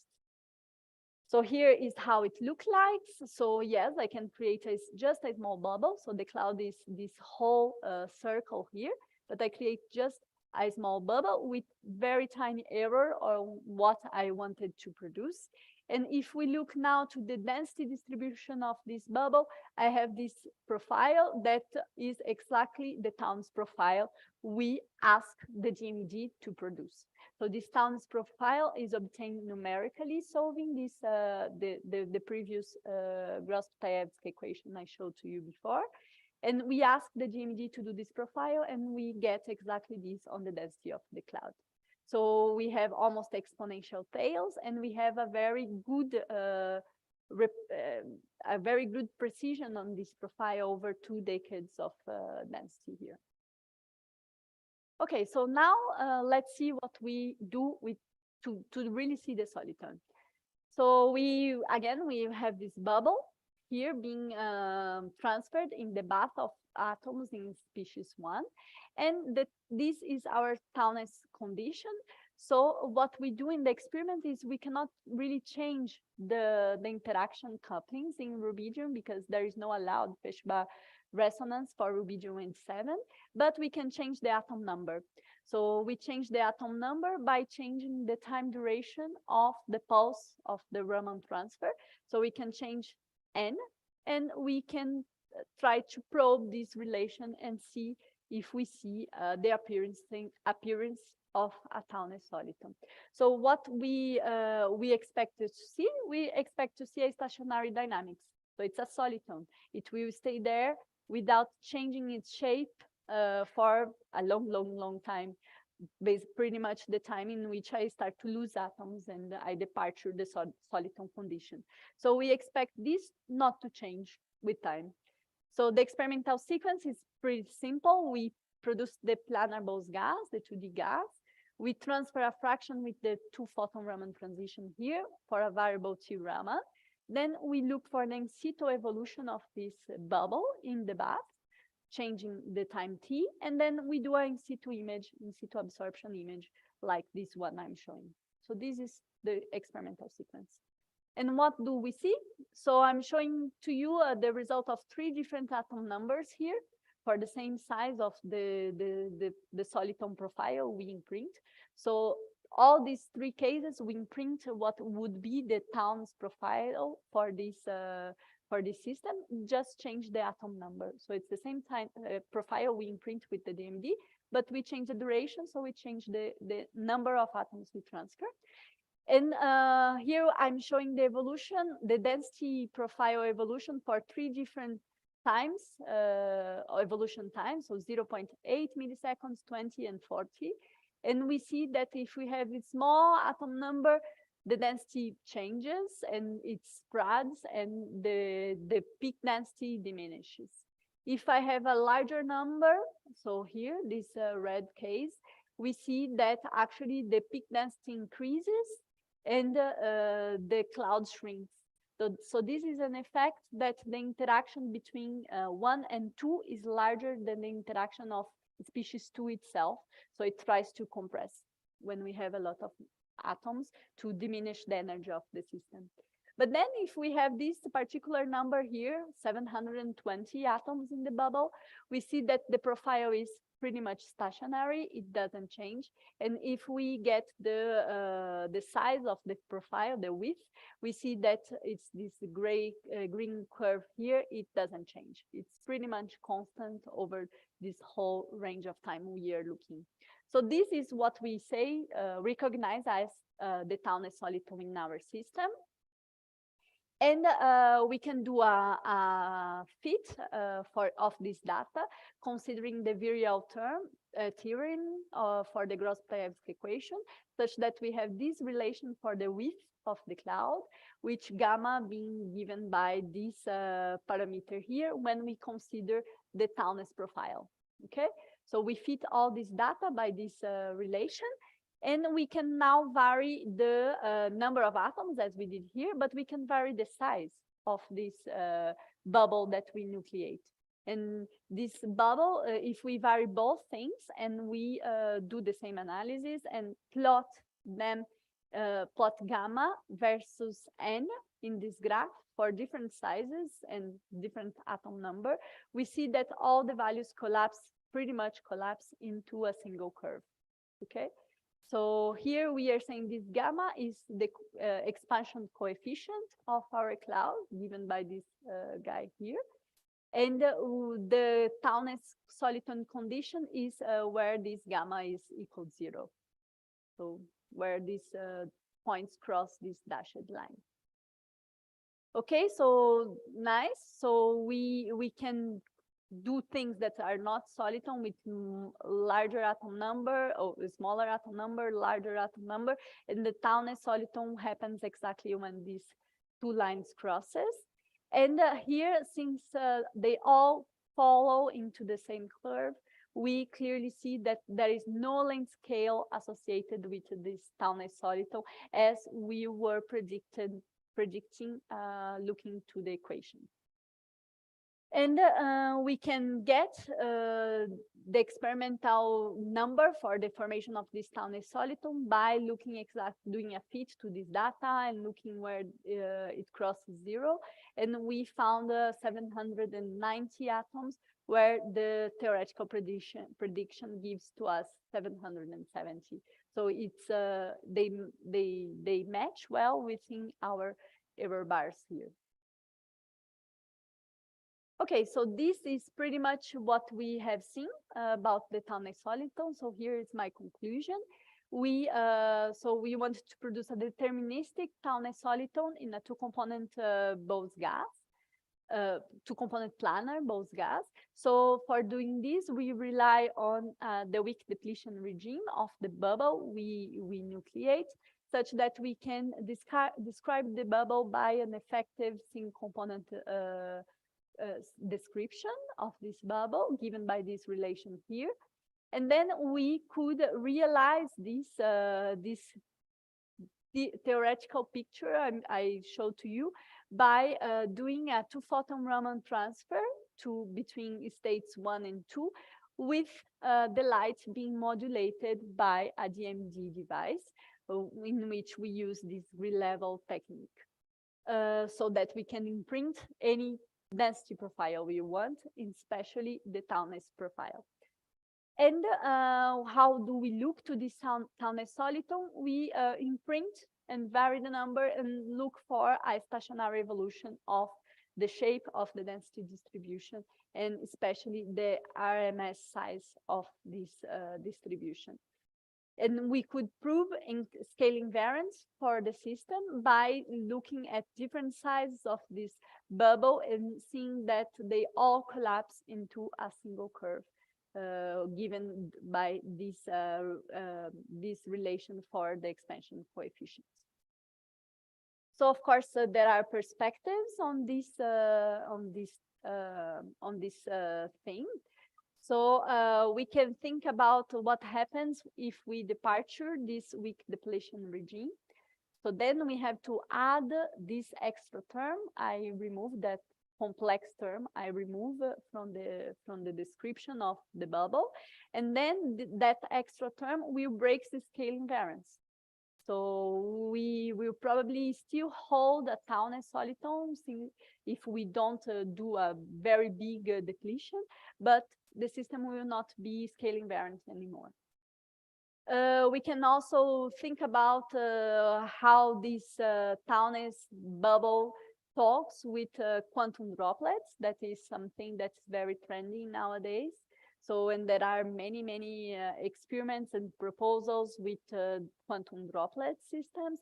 So people look for how these droplets expand, how they collision between themselves, excitation, so mode excitation, vortices, etc.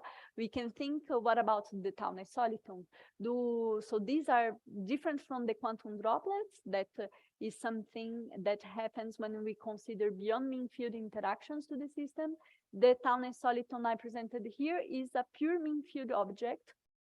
But then we can think about which are the similarities with these quantum droplets in terms of all these things we can observe on the systems. So this is something that can be nice.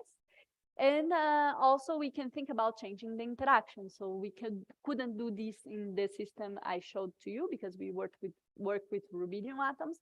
But if you work with some other species that you can tune interactions, so what is the play of interactions when we change them very much? So even departing the quasi 2D regime I said before. So this can also be nice. And you can go to a situation where you will stabilize the Townes with a very few number of particles. So here we need 790 particles for this Townes soliton to be formed. But if we increase interactions, you need much less. So yeah, there is some things that can be interesting on this direction. Okay, so this is the team that produced these results. So the hard work was done by Brice, that was the PhD at the time, but all the rest also contribute to the results I showed to you. Okay, so do we have some time, Randy? So it's very brief. I will not delay the coffee break. I know everyone wants the coffee break now. So I just want to give you a flavor of what we are going to do in São Carlos. It's not super well defined. I have many things I would like to try, and I'm interested in 2D. But competition is hard. There are very good people doing nice things in 2D. So by the time I built my experiment, I don't know what will be interested at the time. So we have ideas. And we have a proposal, but let's see. I don't know if we will really do this. We will departure from that. I don't know. Okay. So, okay, I'm also as Vanderlei in the Institute of Physics of São Carlos from the University of São Paulo. So in São Carlos. So here are two nice pictures of the campus. So this is the Physics Institute, and here is just a nice place of the campus. But then what about the new experiment in 2D? So now it's pretty much an empty table. Not that empty.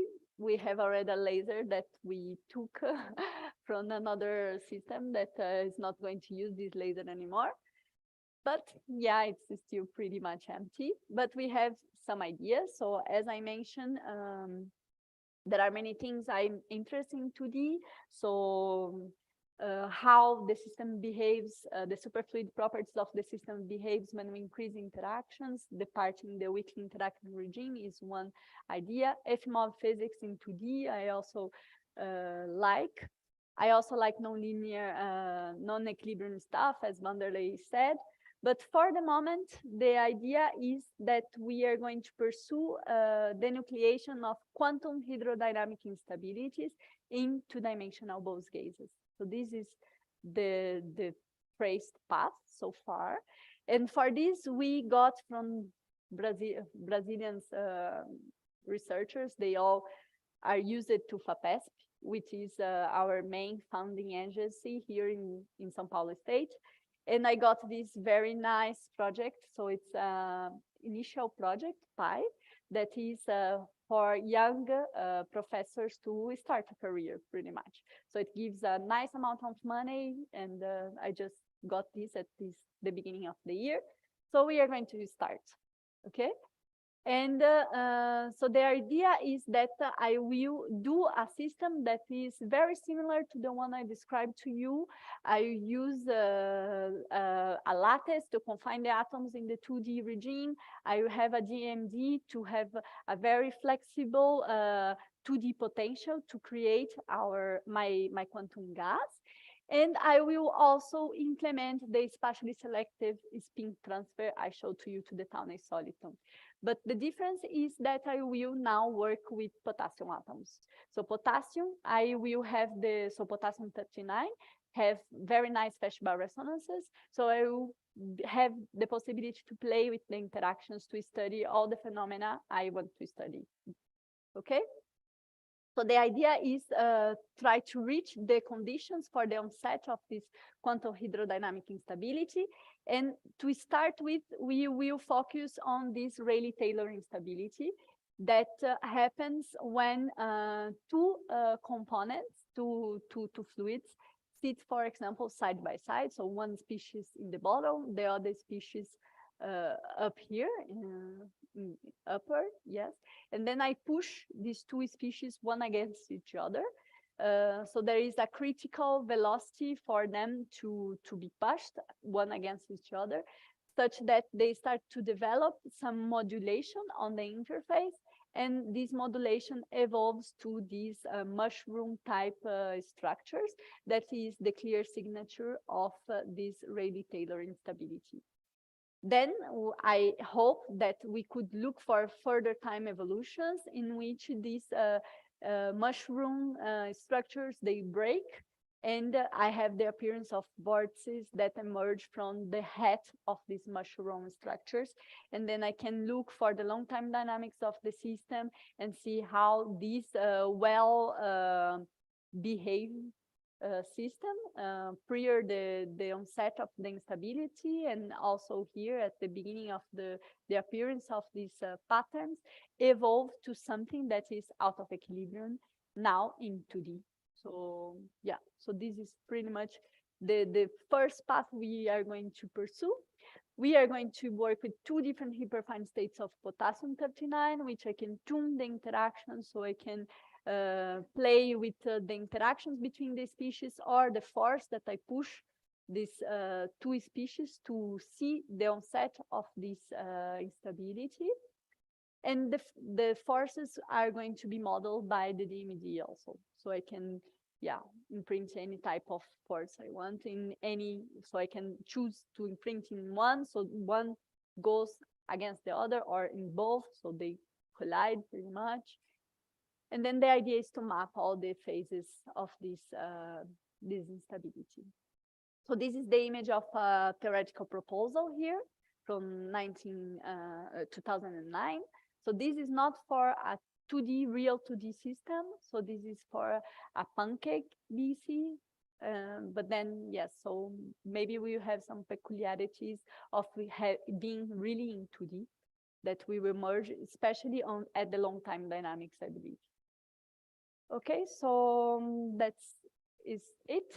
So I wanted to thank you all for watching me, and this is my daughter, Happy, coming to the to the workshop. So thank you.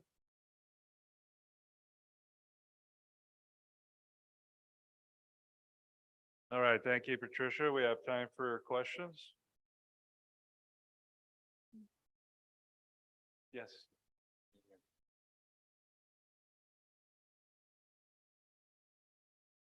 Olá, Patricia. Hi. Thank you so much for this very interesting and inspirational talk. I wish all the best for the new stage of your career.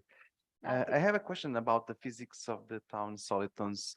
You said when you started your analysis in the introductory part, you said that if you, in 2D, if you assume some wave packets with some length, typical length, then you don't have stable landscape for the solitons.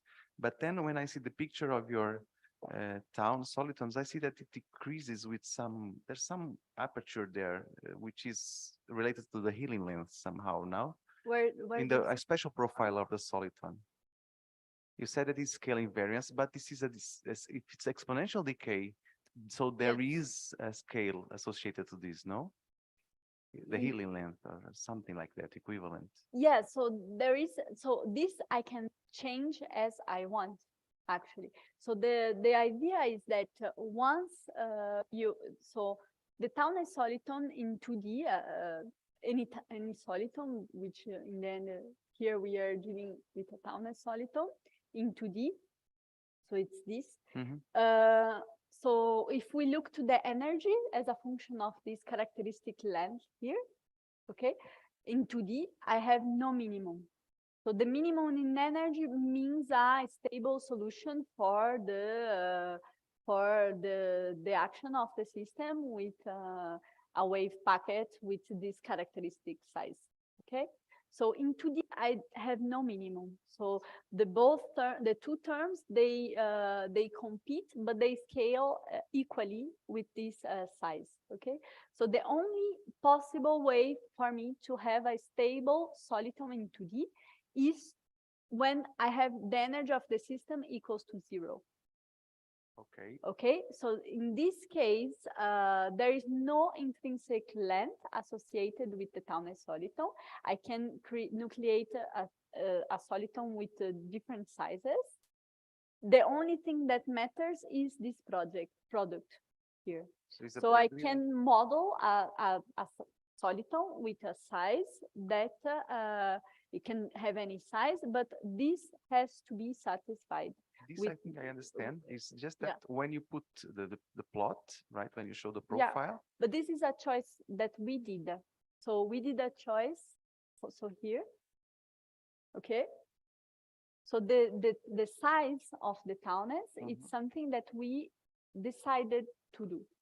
So it says, so I say, okay, we are going to do a okay. with RMS size of 5. I see. 10. So this is what we try to do in the very end. So the initial results, we choose a specific size that is a size that is not, so you see the whole size of the cloud, we have to choose something that is small compared to this size. So the standard size we use is about 5 micron, you see, RMS size.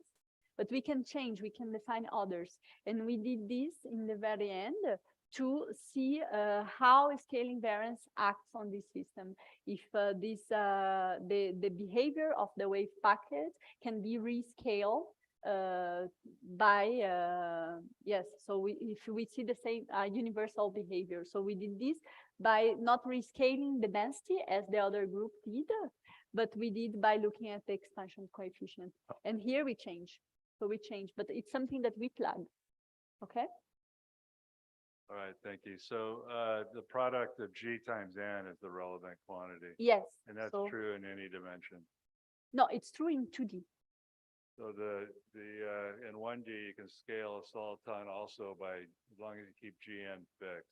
But then the size changes, right? So if you change the energy of your system, you have different sizes of the domains, the droplets that appear for the soliton. We can talk later, but it only depends on the product of G times N. And the size depends on the confinement dimension. But even on this, on your results, just to clarify it now, yes. It's my doubt, okay? But here, what I understand from your images, let me go back to this, okay, is that the size of this soliton chain, the soliton train and the solitons in the soliton train, they change as a function of the interaction parameter here. So you're changing the energy of your system, Yeah, and but the- they naturally form different size of. Yeah, that's true. The N times Okay, but A is, it's in B, it's in the- G. the Okay. N times A is different in those two plots. Okay. Okay, we can talk Yeah. later. So now it's Right. my doubt. Okay. Yes, But can I ask another thing, Hewlett? So can I just comment on? Okay, so Randy, can I just comment? I think I got it. Because here, so for example, here you have an energy, a quantity for the value n multiplied by g that stabilize your soliton in a specific size. So it's going to be this size here that minimize energy. In my case, it's what I told to him. I have n times g, and I can choose whatever size, and it will be stable. So it will be a soliton. For you, really? Yeah, no, I understand this, but the characteristic size. Yes, yes. But like if you could have any size here, just method n times g, you had bubbles that are very small and very big and very small, very big. What you have here is bubbles that have pretty much the same shape, the same size, because this size, okay, it's related to ng by this relation here, but you have only one stable minimum. So all the solitons you create by quenching that you do not imprint, they have the same size because your size is restricted, okay? Because if I do this on my system, is what the guys in Purdue did. They had bubbles with slightly different sizes, okay? And but that respect the product n times g equals to 5.85. And then when they rescale this density, they fall all into a same curve. But there were different sizes of bubbles with the same value of n times g. Okay, but we can talk later. Sorry. Maybe on a different angle, looking at when you have higher than the critical number, the cloud starts to peak up in density and get smaller. How does that break down, or how does that eventually, if you keep pushing that, what happens to that cloud? Does it collapse? Does it disappear? Does it blow up? We end up losing atoms by three-body losses, and then this cloud starts to expand again. So this contraction effect is just a result that the intra-species interactions of the bubble is smaller than the inter-species. So then it's energetically favored for the bubble to shrink, but then it shrinks too much. We have three-body losses, we lose atoms, and then it starts to spread. Thank you. I have one question. The Yeah. town soliton is stationary but unstable. It's but if you put in a bath, it remains stationary but unstable. But what is the role of the bath? So here the role of the bath is none. So in the end, I can reduce my system as if I had a single does not make component. it more So the stable. only effect of the bath is on the interaction parameter, the effective interaction parameter. But the bath itself, at least when I'm in this weak depletion regime, play no role. Instead of changing the interaction coupling, is that just this, okay? But yes, so if you think about the expansion of a bubble, any bubble, a town, a soliton or not, in a bath, in rather different situations, then you have to think of what the bath does on it. Here we can remove this by doing this effective thin component picture. So it's imbued there, but yeah. The soliton, town soliton is unstable. How much time leaves your town soliton? Because it will collapse after some time. I didn't see the scale of the time it lives. So it lives quite a long time. In the end, for experimental parameters. So we could look it to, yeah, 1 second more or less. Oh, 1 second, no, sorry. 60 milliseconds, 100 milliseconds. Yeah, yes. Yeah, so yeah, for now we showed it up to 40 milliseconds, which pretty much doesn't change.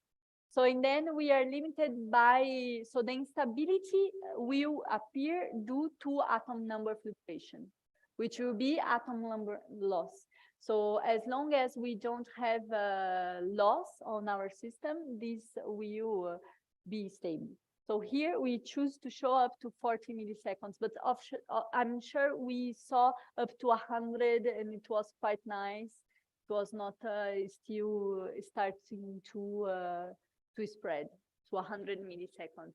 But we are limited by losses on the bubble, losses in the F equals 2 component, which is the one that loses more fast in the end, but okay. Hi. Oh, last question. Okay. Hi, thank you for the talk. Very nice results. I was wondering about the role of temperature. So how cold is your gas? Is it completely superfluid? And what would you expect if it was hotter? So if you would go close to PKT transition, etc. So we are very degenerate. So 20 nano-K. So it's pretty much fully degenerate. And we did do some tries with finite temperature, increase the temperature, but then we couldn't see this nice stabilized profile here. Things were spreading much faster. So we saw a faster expansion of it. We tried to play a bit, change the parameters and try to understand. In the end, we didn't find a reasonable model to explain what we were seeing. So that's why we don't put this also in the paper. So this is also a question, actually.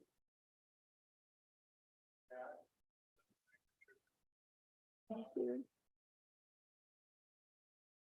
Thank you. Thank you. Thank you very much. Let's see. Coffee time.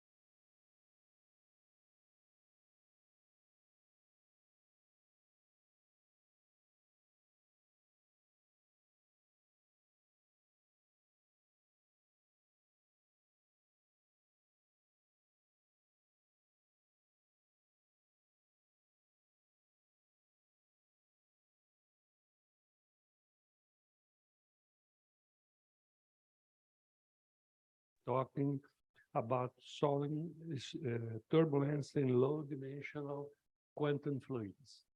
Thank you so much for the introduction. First of all, I would like to acknowledge the organization of this beautiful workshop. It's been a pleasure to see that all the speakers bring a very high level of scientific discussion to this meeting. Also, in particular, I would like to thank Arnaldo for inviting me. The things that I will present here are still under construction. Okay, so we have already some results, but most of these ideas are under development. So probably you should read the solitonic turbulence in low-dimensional quantum fluids, something like towards solitonic turbulence in low-dimensional quantum fluids. Okay, so most of the ideas that I will apply here, that I will describe here, are thought for Bose-Einstein condensates, atomic Bose-Einstein condensates, but I will try to keep the discussion as general as possible. And eventually there are some other platforms that will appear here where this physics could be principle envisaged. So just wait a few seconds for the people to get in the audience. Thank you. It's okay.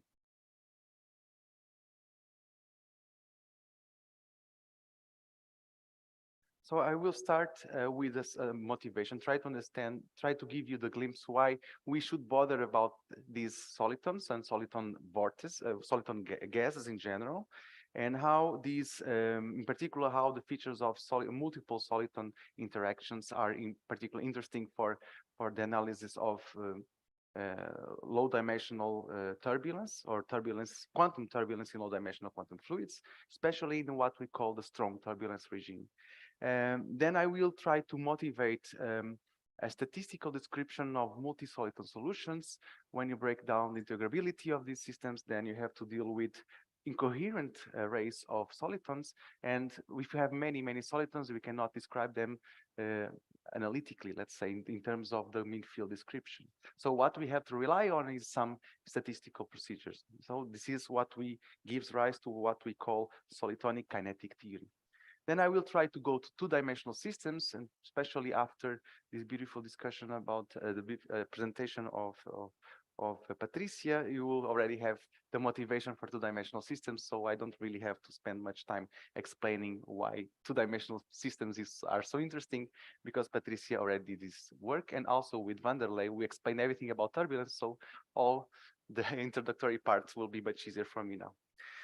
I will also, in the same spirit of what I did, or what I will show you briefly on solitonic kinetic theory, I also try to motivate what's happening with kinetic models for vortex gases. And this is really ongoing work and has lots, and I'm very happy to see that this could be very well connected to the work presented by Monica yesterday, when she talked about these many vortices, or when she tried at a certain point increase the number of vortices on top of this sphere. And you see that this dynamics complicates a lot. And that's exactly where kinetic statistical physics could be interesting. And then I will try to some conclusions. So why bothering describe solitons and vortex gases, or why should we talk about this concept in the first place? Well, my guess and is that my humble opinion, right, is that when we try to understand quantum turbulence in low-dimensional systems, either one-dimensional systems or two-dimensional systems, we have to deal with topological effects, right? So if you are talking about wave turbulence, or turbulence that is that only involves mixing between these low-lying excitations, for example, Bogoliubov modes, you can describe these with this so-called Kolmogorov cascades, and you can also work out the Zakharov kinetic equation. So everything is more or less well established. But when you talk about strong turbulence in low-dimensional systems, you have to worry about the nucleation of topological effects. So in 1D, what we have are solitons. So we have these phase jumps in your system, and in 2D, we have these phase singularities, as already explained by previous colleagues here. Okay, so this, when you're talking about a scheme of generating turbulence, there will be for sure many of those objects appearing, right? And they were located randomly and distributed in your system. So they are not arrays, perfect arrays, but what we can you can abstract our understanding of this system and talk about vortex and soliton gases, right? Respectively in 2D and in 1D system. Okay? So this is something that is very, is not explored at all. And we, of course, you can always run very lengthy calculations on the computer and try to see the emergence of these cascades. It's okay. But do you really understand what's going on? Do you really grasp the mechanisms between these energy cascades? What is really going on? For example, if we do the parallel with weak turbulence, we understand what's going on in weak turbulence more or less, because we know that there is this mixing between modes, and we know that this mixing between modes will result in some Rayleigh, for example, cascade. But in the strong turbulence regime, we don't really know what are the mechanisms. We observe either experimentally, for example, with as Vanderlei did and collaborators, or theoretically, right, in the computer. But do we really have a theoretical framework to describe? I don't think so. Okay, that's my opinion. So from the other side, these kind of techniques, kinetic tools, allow us to explore out of equilibrium features that remain so far unexplored. For example, imagine that I want to describe out of equilibrium dynamics of Kachenko lattice, for example. If I have a system in thermodynamical equilibrium, things are more or less well understood. But if I go out of equilibrium, I don't really know what's going to be the overall dynamics of vortices in out of equilibrium dynamics. Okay, so this is an extra motivation. And then, of course, we could also talk about applications in quantum information, because as you probably know from liquid helium, at least people that are more familiar with liquid helium communities, they have thought about this impurity, putting impurities in the system to tackle the dynamics of these vortices. We don't really need these in cold atoms laboratories, because you can do more or less nowadays in situ imaging. But we can think of these impurities as an element that we can play with to do quantum information. Okay, so there are some works where people use these impurities trapped within these solitons or vortices as qubits, elements of logic. Okay, so there are lots of interesting lots of motivation, at least that are enough for me to pursue these activities. So let me start with the solitonic turbulence. So Patricia told us about bright solitons, or a certain special particular family of bright solitons. But here we are going to focus on the dark solitons. So dark solitons are depletions on the Bose-Einstein condensates. So are nonlinear waves that result from the detailed balance between kinetic energy, interaction energy for repulsive system. So the only way for you to create a notch in this system is by producing a hole, right?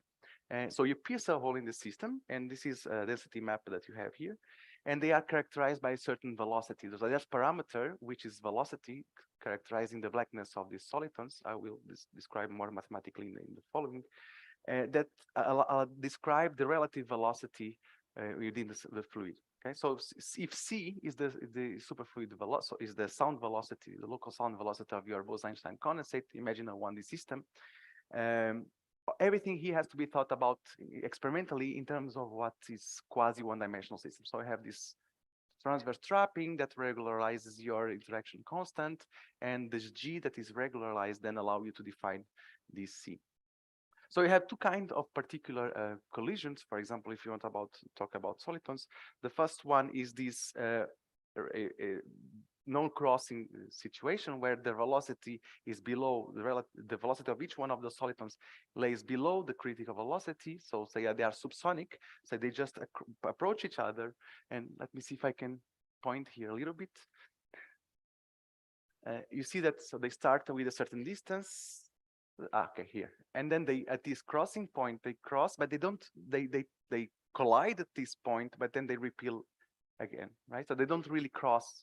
But there's another thing, which is this situation, the supersonic regime, if you want, where there are these crossings. So if each one of these solitons have a velocity of 0.5, which means that in the center of mass they have a velocity larger than c. In the supersonic, they cross each other. So this kind of feature has to be captured somehow dynamically in terms of effective potential, right? So there should be, if we want to think about the centroids of each one of these solitons as a particle, so then there should be an underlying emergent classical Hamiltonian description. So that's exactly, what I'm trying to do here. So we start with a variational ansatz. This variational ansatz is an ansatz for a kink anti-kink solution. So we have in the density plot, we have these two notches that are produced separated by a variable y. So this is the distance that we keep. This distance is dynamic. Okay, so the separation between these two solitons is a dynamical variable, and we can construct a Hamiltonian from it. So and this is done semi-classically. So we go Gross-Pitayevsky, we apply this ansatz, we do the regular calculations, and we get something which is the classical equations of motion, right? For the momentum, for the reduced position, and for the momentum. What is interesting is that if you do this classical perspective or this classical description of dark solitons, they are like whole-like particles, so they have a negative mass. This is very important because this negative mass that you have here is pretty much the mass of each atom times the volume, right? So this N0 times C is the volume more or less occupied by this soliton. Okay, so this is the depletion. This is the negative mass of each one of these solitons. So if we, for example, have very well separated solitons, just to start with this situation, we get that the kinetic in the Hamiltonian that we get from this system, so I don't really have interaction, is twice the single soliton's energy, and is given by this quantity here. Beta is V over C. Okay. But then if you approach a little bit the solitons, they start to feel each other.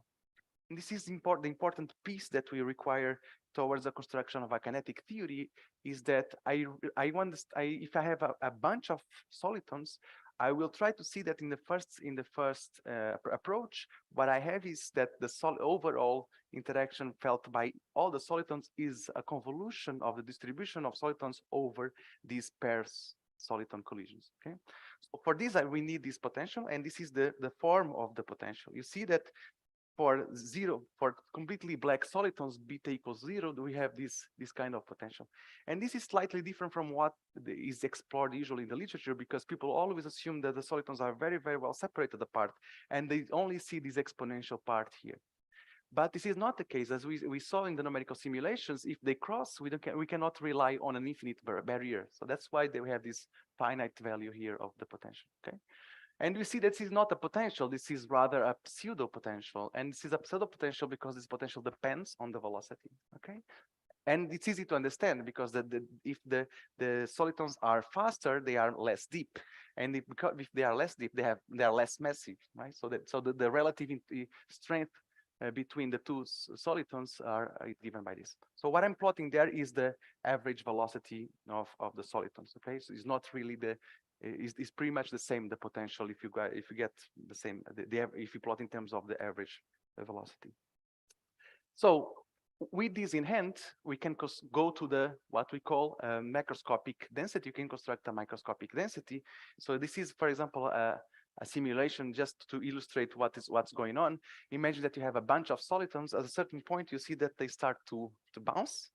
So there's a dance of solitons here that is completely incoherent. Of course, microscopically, there are also production of sound waves, but for the moment, we are not taking this aspect into account. Okay, so we just mean field. We have a bunch of dark solitons, and that's what we are capturing with this function here.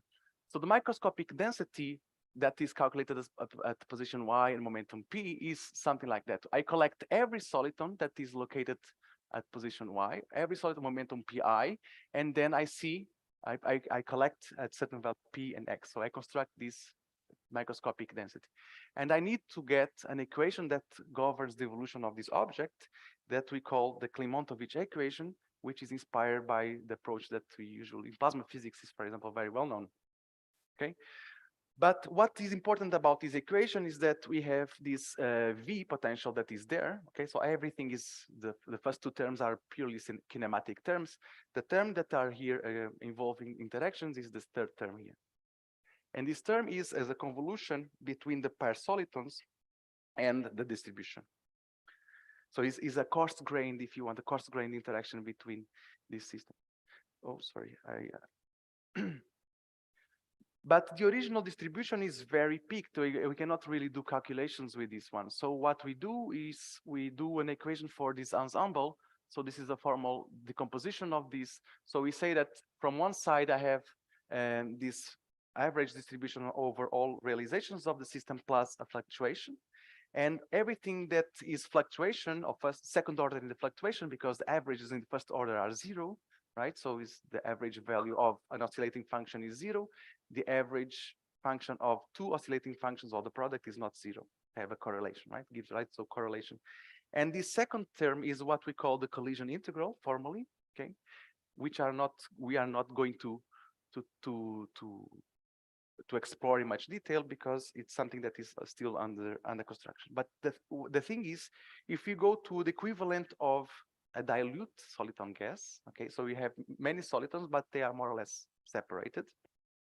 So we can eventually neglect this collision integral. And so that's what we start with.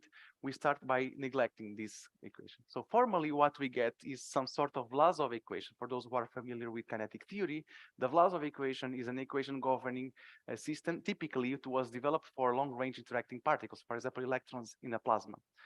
But formally, we can use this and adapt this form of potential for our case, and our potential is not long range at this time, is short range, because it's, as I showed you previously, the interaction potential, let me come back here, so this one is of the order, so it goes away after some healing length, right? So this is the typical situation that we have for solitons, the short range interactions.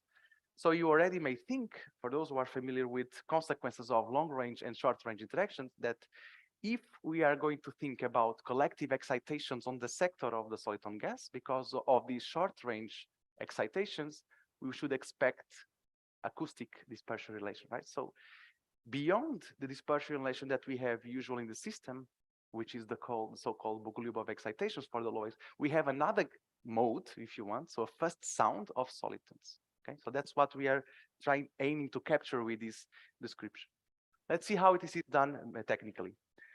Well, what the variable that we have to control the dynamics, the kinematics of each one of the solitons, for which we can control this distribution, is the velocity, is not the momentum. But fortunately, because we have a Jacobian transformation, we have this relation. So the mass that I told you is what relates, this effective mass is what relates the momentum and the velocity. Of course, if the system, these solitons are relativistic like holes, because they have this mass that depends on their velocity, right? So there's some Lorentz factor here. But if you start with the initial, just for purpose of illustration, consider a case of what we call a cold dark soliton gas, which is solitons that are prepared very close to dark state. So you don't really have to worry about the relativistic corrections to the mass. Okay.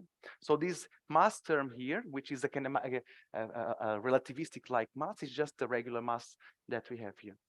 So the potential that I showed you that appears here in this kernel is a potential that is negative, so it should be attractive. But because of the mass sign, we have the mass that is negative, the overall dynamics is repulsive. So everything is okay.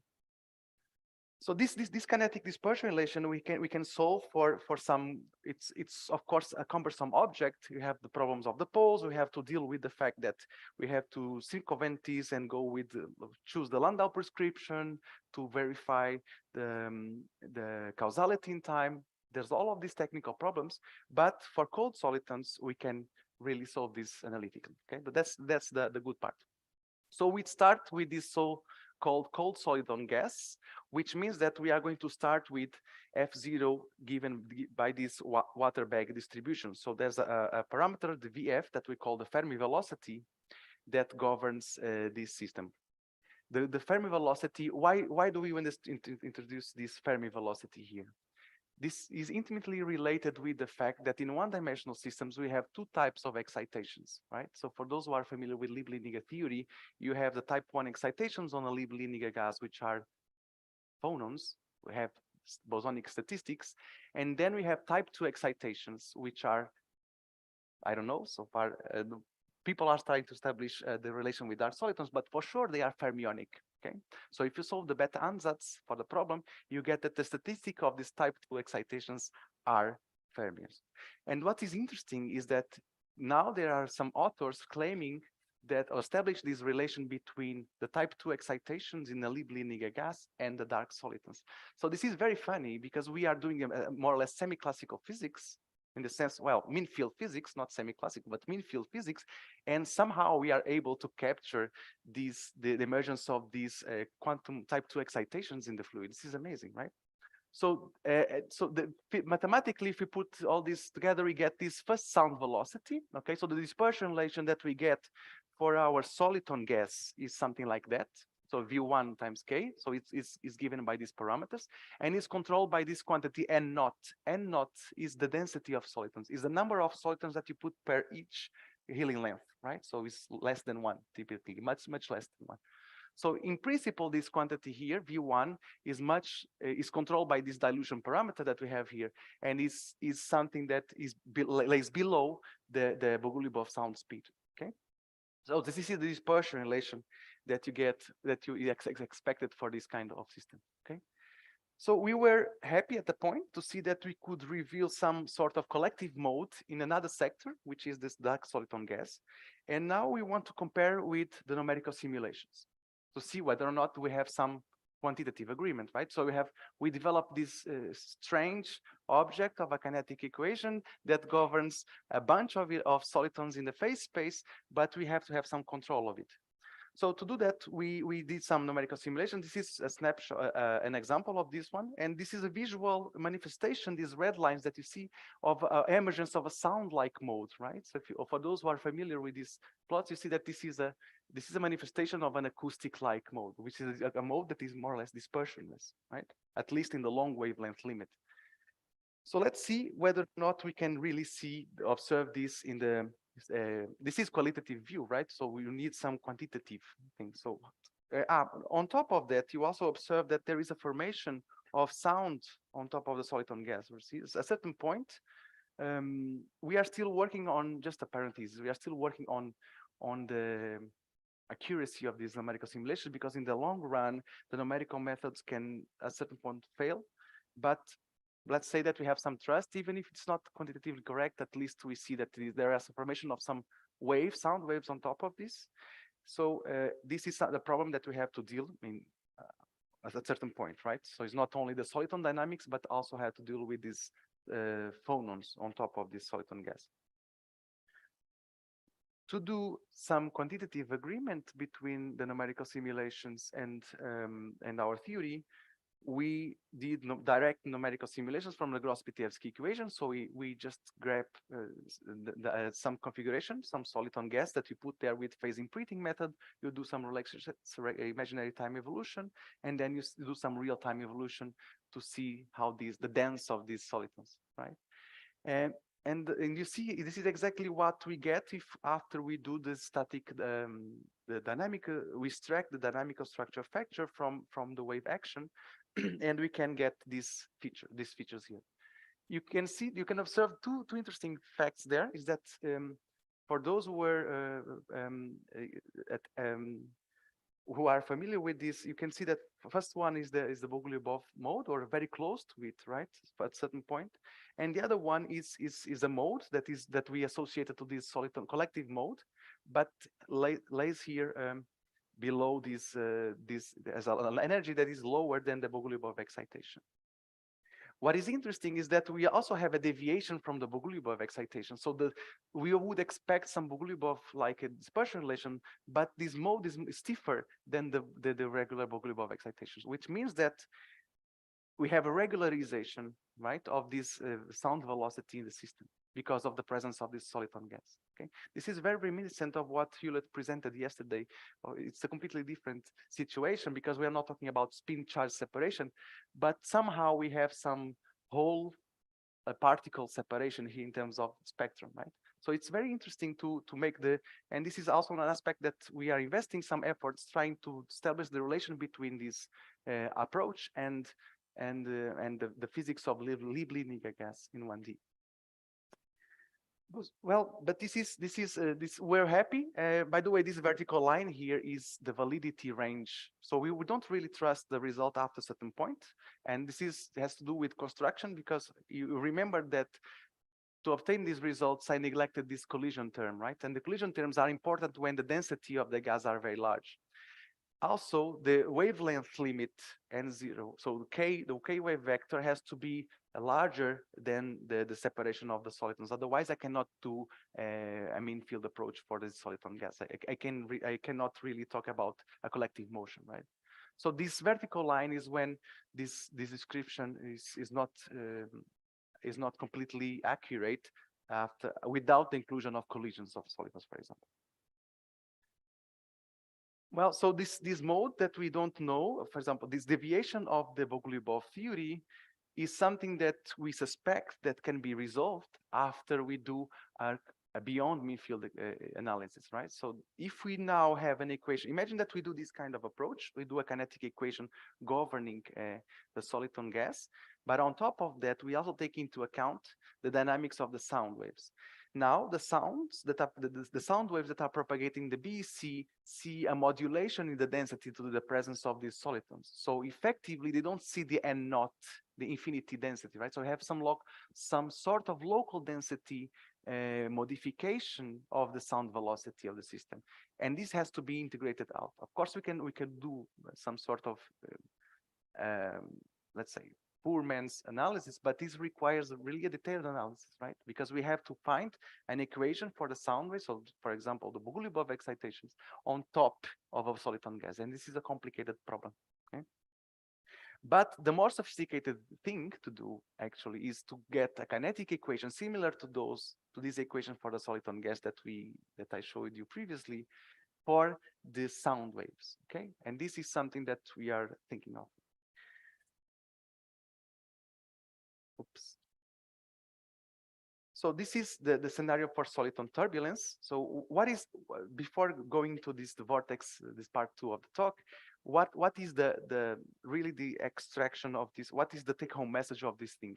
Is that if one day, if I want to do a really experiment in 1D systems producing strong turbulence, I will for sure produce soliton gases, right? So incoherent soliton arrays with not only they are not going to be dark, will be a distribution of velocities. So therefore there will be a distribution or let's say a more a thermal distribution eventually for these solitons in the beginning, and these solitons will evolve according to these equations, and we will merge with the solitons.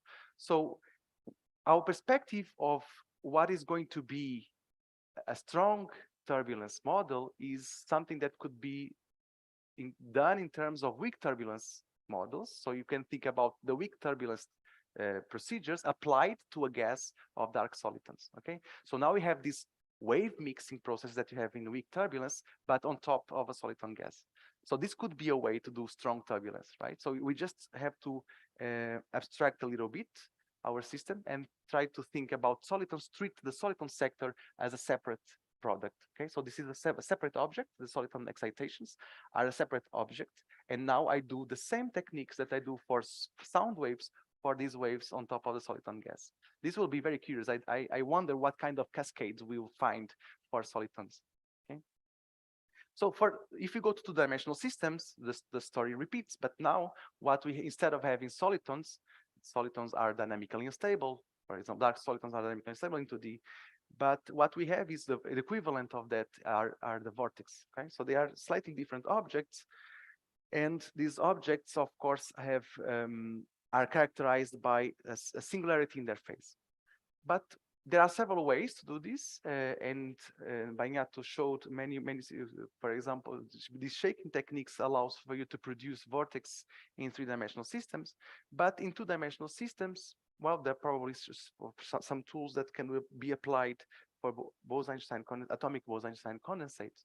But there are these emerging platforms, which are these quantum fluids of light, where you could probably do this in a much cheaper way. We are poor, we don't have money to have a VEC experiment in Lisbon, so we are trying to produce an experiment with quantum fluids of light, where they share this analogy with Bose-Einstein condensates, right? As Feynman told, same equations, same solutions, right? So the system are governed by the same kind of equations, which are, this is the equations governing the a beam propagating in a Kerr nonlinear medium, and they share the same physics, the same form of the Gross-Pitayevsky equation. So one scheme that we are thinking of to produce this turbulence in two-dimensional system is this colliding.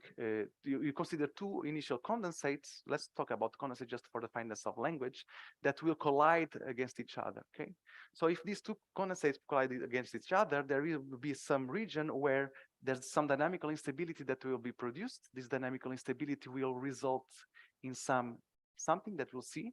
And then this dynamic instability will deposit the energy, will distribute the energy, and eventually produce a cascade. Okay, so that's the spirit.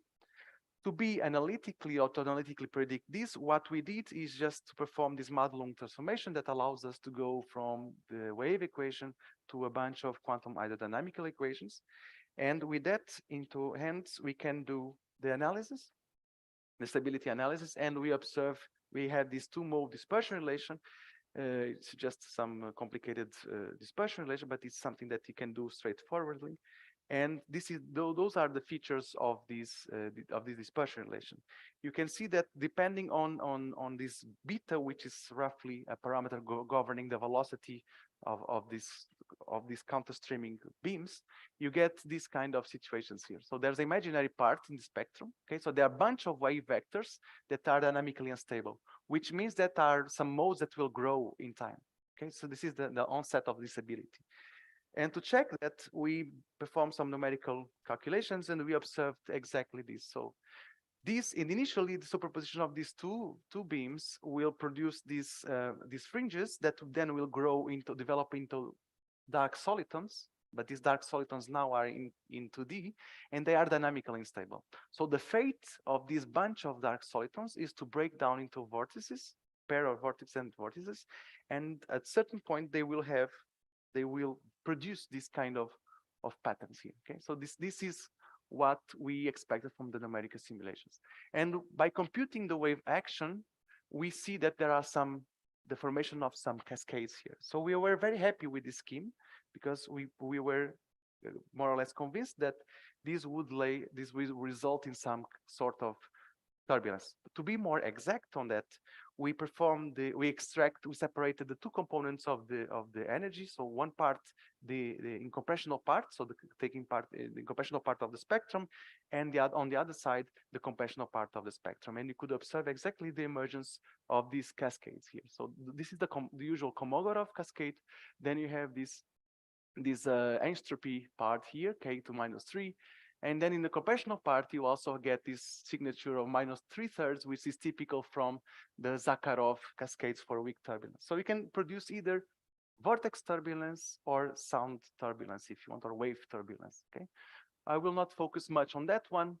I just wanted to see if this is possible to do with quantum fluids of light. Of course, all these ideas could be transposed to Bose-Einstein condensates, and indeed we wrote a paper a few years ago on that, but nobody really gave too much credit on that time. Colliding 2B sees to see if it was a way to produce this, but just probably I can discuss with the experimentalists on the room nowadays. Probably they are more convinced now. But the communities in the quantum fluids of light community anticipated this, and they did this with the experiment. Just to before we go, let me see if we can show you the simulations. Those are the initial conditions, and then you see the formation of these dark solitons that break into vortices at a certain point. And this, of course, there is some grayscaling problem here, but you can let me come back again. So you start with two solitons, two condensates, and then you collide them. You see the formation, so the formation of this interference pattern that goes into dark solitons and then break ultimately into these vortices. So controlling the speed, you can control the injection energy point, and you can control also the number of solitons and consequently also the number of vortices that you produce in your system. Okay. So this was appealing enough for our colleagues in France, in the group of Alberto Bramati and Quentin Glorieux, to do these experiments with quantum fluids of light. So they have this very, very easy, very appealing scheme to do this. So they have this special light modulator that produces these phase defects, these phase patterns that puts the velocity, that initializes the velocities that I told you, these two counter-propagating systems. And then they could observe at a certain formation of some time the formation of these patterns. We were very excited when we saw that this could be done in the lab, and we discussed with them, and you can see that more or less qualitatively we get exactly the same features that we saw with our scheme. So we were very happy to propose to the experimental community a scheme based on this two-stream instability. By the way, this two-stream instability is very familiar from plasma physics. So people working in plasma physics, they have this to deal with this work every day. And it's a very prominent phenomenon in astrophysics, for example. Okay, and they know that these two-stream instability in plasmas are relevant to produce turbulence. So we got some inspiration from the plasma physics and applied here to this. So that's where this idea came from. Just to give you some historical note on that, why we did that on the first place. Okay, so then they observed this again. So this is what those are experimental results. In the incompressional part, you can see that this is where the region where the injection is done. Injection is done here, and you see the formation of an direct and inverse cascades into this Kolmogorov range, and also the observation of this chi-3, which is the entropy. I think is the name, is the characteristics of the vortex turbulence. This is very, very, very nice feature. So you have the authors of this paper describe these three features of the spectrum as single vortex. The single vortex cascade, which is a cascade that is produced inversely as well. Then a Kolmogorov inverse cascade, the classical part of the spectrum, K2 minus 5/3, and then this vortex core cascade, K2 minus 3. For some reason, they did not observe the deep Wien quantum turbulence spectrum, the K2 minus 4, but I suspect that is a matter of resolution. Or probably this scheme is unable to produce this kind of spectrum. I don't know. So this is a question that I would like to discuss with you. I don't really have a clear answer for that aspect, but I'm open to discussions, and I will be very happy to if you can shed some light in this problem. But at least you can observe some clear signature of the vortex dynamics here, which is very, very interesting. So conclusion is that at least with the conditions that quantum fluids of light allow, we can observe the formation of this quantum turbulence in the vortex for vortex gases. Okay. Again, this motivates us even further to do the same thing that we did for solitons with vortices. And we have this object with this random distribution of vortices in our superfluid, and we want to see how they behave. So for that, what we do is we start with a point-like vortex model, as Monica introduced in the yesterday. Just before going to just to avoid the complications of Gross-Pitevsky equation, we are interested anyways in the incompressive particle of the spectrum. So we don't really have to worry much about the aspects of the soliton core for the moment. Okay. So this is the interaction energy between two solitons, or each pair of solitons. They interact with this interaction, and this interaction is long range, right? This long range interaction is very interesting because systems with long range interactions, if you look for excitations on top of systems with long range interactions, they are not sound-like, they have a gap, right? There's a cost of energy to produce excitation in the system with long range interactions. So this system is much closer to a plasma, if you want, right? Two-dimensional Coulomb gas than what solitons did. And solitons are completely different because their interactions are short range. So that's why no wonder we have these sound-like excitations for solitons. But what's really going on with the vortices is completely different. Not only that, but also under the technical point of view, we cannot assign a velocity. So the relation between momentum and velocity that we have in solitons is not pathological. Velocity is related. There's a mass transformation between the velocity and the momentum for solitons. Here is not the case, because the momentum and canonical momentum and the positions of the vortex are related by this Levi-Civita. So they are the same spatial dimensions, but they are just orthogonal in that way. Okay, so the presence of this object in dynamics complicates a lot our life. Okay, so if you want to proceed again with this kinetic description in terms of a Montovich equation, we can do formally, But at a certain point, what we get is these complications associated with this, not so far, because so far it's formally written in terms of this acceleration. So this collective acceleration, okay, this object that appears here is just a convolution of this log term and the distribution function, okay? So far it's formally okay, but then the problems arise when we go to the linearization of this equation. Just a more technical remark here. See that we also get the same structure as previously, so we get fluctuations here, second order fluctuations that we can also neglect for the moment. There will be a mess when we have to deal with them for the vortices, but for the moment we just got into this form. So the smooth version of the Klemontovich equation, we also call Vlasov equation. And now probably historically with more property, because we really have long range interactions. So we can safely call this equation a Vlasov equation for vortices. So what are the consequences of this? Let's do some mathematics. We do proceed some linearization. So we start with some background that we start. So we treat this as an initial value problem. Okay, we produce some vortices in the system, and now we let them evolve. And we distributed them according to some special distribution, which, for the reasons that I told you, are intimately related to the distributions of momentum, okay, because of this transformation. So if you do that, we get this fancy kinetic dispersion relation that you can evaluate in terms of these Fourier transforms. And at the end of the day, we get the so-called plasma frequency, which is a universal result for this collective excitation. So gamma is the circulation, and N naught is the concentration. Okay, is something that is over, is the number of vortex per unit area. And you see that there is a gap in the system. This is the collective excitation of the system.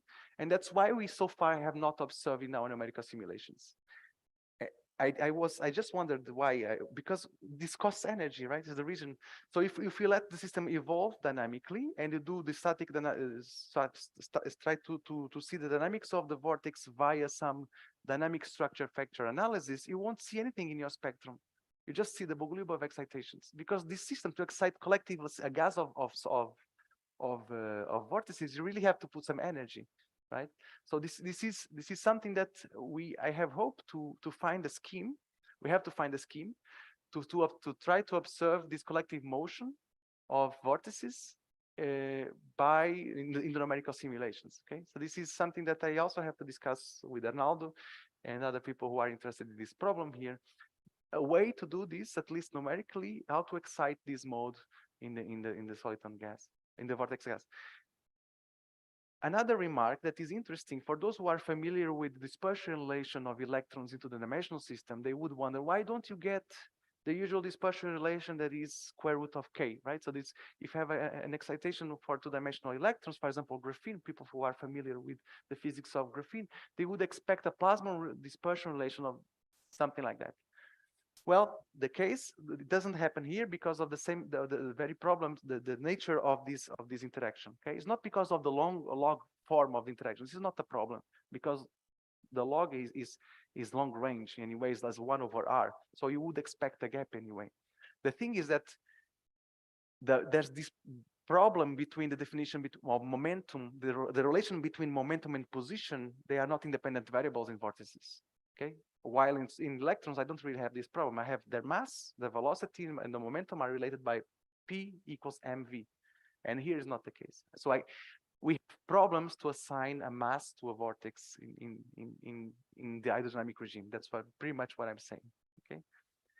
So that's just why we should not worry much why you don't recover this square root of k in the dispersion relation, and rather this gapped mode here. So before we go, some conclusions and perspectives about this whole story. So from one part, we show that there is some collective behavior of solitons. So solitons are, we can put one soliton, two solitons, three solitons, but when you put n solitons in a condensate or a one-dimensional fluid of your taste, you have a collective emergence of collective motion. Okay, and this collective motion can be described in terms of this kinetic equation safely. Vortex gases can also we can also do the same with vortex gases, or at least try, but they are trickier in the phase space because we have to deal with the fact that these canonical relations are a little bit pathological. Okay. For the case of vortices, we have to deal with long-range interactions. And what would be interesting now is to test not only for cold gases, but for thermal vortex gases. For example, imagine if I really want to go out of equilibrium, really out of equilibrium, or we can start to think about, okay, now I will try to do what people in statistical physics do. I start with a situation that is close to thermal equilibrium. So I go to thermal equilibrium, I need some thermal distribution for these guys, right? So what is going to equivalent of a Maxwell distribution for a soliton gas? I don't know. Okay. What is going to be the equivalent of for the vortex gas? Okay. And then this could be to the starting point to start to analyze what is going to be the thermodynamical features of this. But if you go to out of equilibrium situations, imagine, for example, you have distributions that are completely crazy, as the ones that you would suspect to produce in real life turbulence schemes. Then you have a tool to evaluate these situations with in the kinetic formula. So these kinetic equations are able to evolve the distribution functions of these objects, either solitons or vortices. Okay. But of course, all this has to be compared with intensive numerical simulations because we have to benchmark this model. We are coming with these kinetic equations. There are not much done in the literature, so we really have to fight to establish these descriptions within the communities. Then we also have, but all these that I told you are consequences at the mean field level. But then we have to go beyond mean field. And going beyond mean field, and that's what this connects with what I told you in the beginning, that if you want to go to a more quantum description or beyond mean field, you can either do this classical or semi-classical. You can quantize this object or not, so it depends on the treatment that you are you're doing. But you have the soliton gas wave function plus fluctuations. So this part is more or less well treated, but then we have this thing. One way to do that is via the Wigner transform of this object, right? So we calculate the fluctuations, and then we do this staggered convolution, and we go to phase space via this Wigner transform. So then the problem of this would be a two-fluid model, right? Where the two fluids now is a fluid for the soliton gas governing the two-gas model, if you want, right? So I have a sector describing these low excitations, the whole-like excitations in the system, and then another one describing these particle-like excitations or Bogoliubov excitations in the system. Okay, so sound, in other words, sound waves and soliton waves. Okay, so I have two kinetic equations that will be coupled, and they will describe. This will be, if we are able to describe this, this will be a full description of this system. So we have a full phase space description with all the microscopy that we need to understand the processes in quantum turbulence. Okay, because in strong turbulence in low dimensional systems, I do not expect anything but these objects: solitons or vortices, if you are depending if you are in 1D or 2D, plus Bogoliubov excitations. Okay, so if you have a theoretical framework that is able to capture all this, we can do everything. So the hope is that one day we'll be able to answer to an experimentalist or or someone doing pure numerics, why do you observe this K2-3 cascade in your system? Well, because there are some processes in this sector that are of this form, for example, wave mixing, that allow for this. Okay. So it really will boil down. What I want to propose here is to draw your attention for the need of a microscopic description of turbulence in terms of this increasing a little bit abstraction level. Okay. So this is one of the conclusions. But now that's why I have in different color. Seeing the talks given by the previous colleagues, and especially in the last day, where people are interested in these curved manifolds, this could be a nice way to motivate these manifolds, curved spacetime, to motivate these dynamics of these topological objects on top of this surface, curved surface. So you can imagine one day we'll be able to have a kinetic equation describing, we have a mechanism to do some analytics at an extent of ensembles of vortex on a sphere. This would be amazing, right? At least I would be very funny. I would have lots of fun trying to do these kind of calculations. Just an extra to show you another effect that we have been interested in is the so-called, we had problems in the literature, okay, so it's not very well established. We call this Casimir effect, but some people in the literature didn't like them. Probably some of you in the audience criticize this work, but the physics goes like this. Imagine that you have a vortex dipole, and it's not the regular vortex dipole. This vortex dipole is living in a turbulent condensate. So this turbulent condensate is wave turbulence. Okay, so this condensate contains subwave turbulence, and now I have two vortices. What happens is that at certain time these vortexes will dance. Not only that, but they will spread apart. Okay, and this is a feature that we want to attribute, that we try at certain point, we try to describe this with the emergence of a collective force, an effective force that appears between these two guys, that is due to this wave turbulence background. And we call this somehow, it's reminiscent of the Casimir physics, because, and why we do that, because the way we did the calculations to extract this force is really based on this concept of regularization of infinites. We have an infinite pressure outside the system and infinite pressure inside the system, and if you subtract these and regularize, you get a net force. Okay, it's really in the same spirit of Casimir. Okay, so imagine that you have these two guys. If they have zero sound on top of them, they will just do this orbital motion, which is typical for a vortex dipole, right? As probably know in the mean field. But if you have excitations, some spectrum, there will be some sort of energy difference between what happens between the difference of energy pressure or pressure between in inner regions and outer regions that will promote this spread of the vortices in the system. Okay, so this is another perspective of these vortex sound interactions that we could tackle in the future with these kinetic equations once we have this full thing. And the other thing is to do with vortex thermodynamics. There's this beautiful paper by Gauthier and al. That was published in 2019, putting in evidence that we can have these negative states of negative temperature states for vortex gases. So if you start with certain amount of vortex and anti-vortices in your systems, at certain point they will. How much time do I have left? Oh, I have to conclude, right? Okay, I will. These vortices will bunch together and form these two big vortices, and that's what people call Bose-Einstein condensation of vortices. Okay, so these vortices, if you think about these vortices as elements of another fluid, so as gas, so these two gases will go to a state that is close to these Bose-Einstein condensation to a vortex, and is characterized at the thermodynamical level within the Onzaga theory as a negative temperature system. So, and dynamically, the way to go there is via an inverse cascade. Okay, this is a very beautiful experimental demonstration of these intricate relations between vortices and also the notion of thermodynamical equilibrium. Okay? And with that, I conclude. Just to acknowledge the collaboration with my colleagues there in Lisbon. And this is a picture of my city, very close to the place where I live. So I live here near this cathedral, and this is the view that I have every day before I go to work. So thank you so much, and I hope you enjoyed.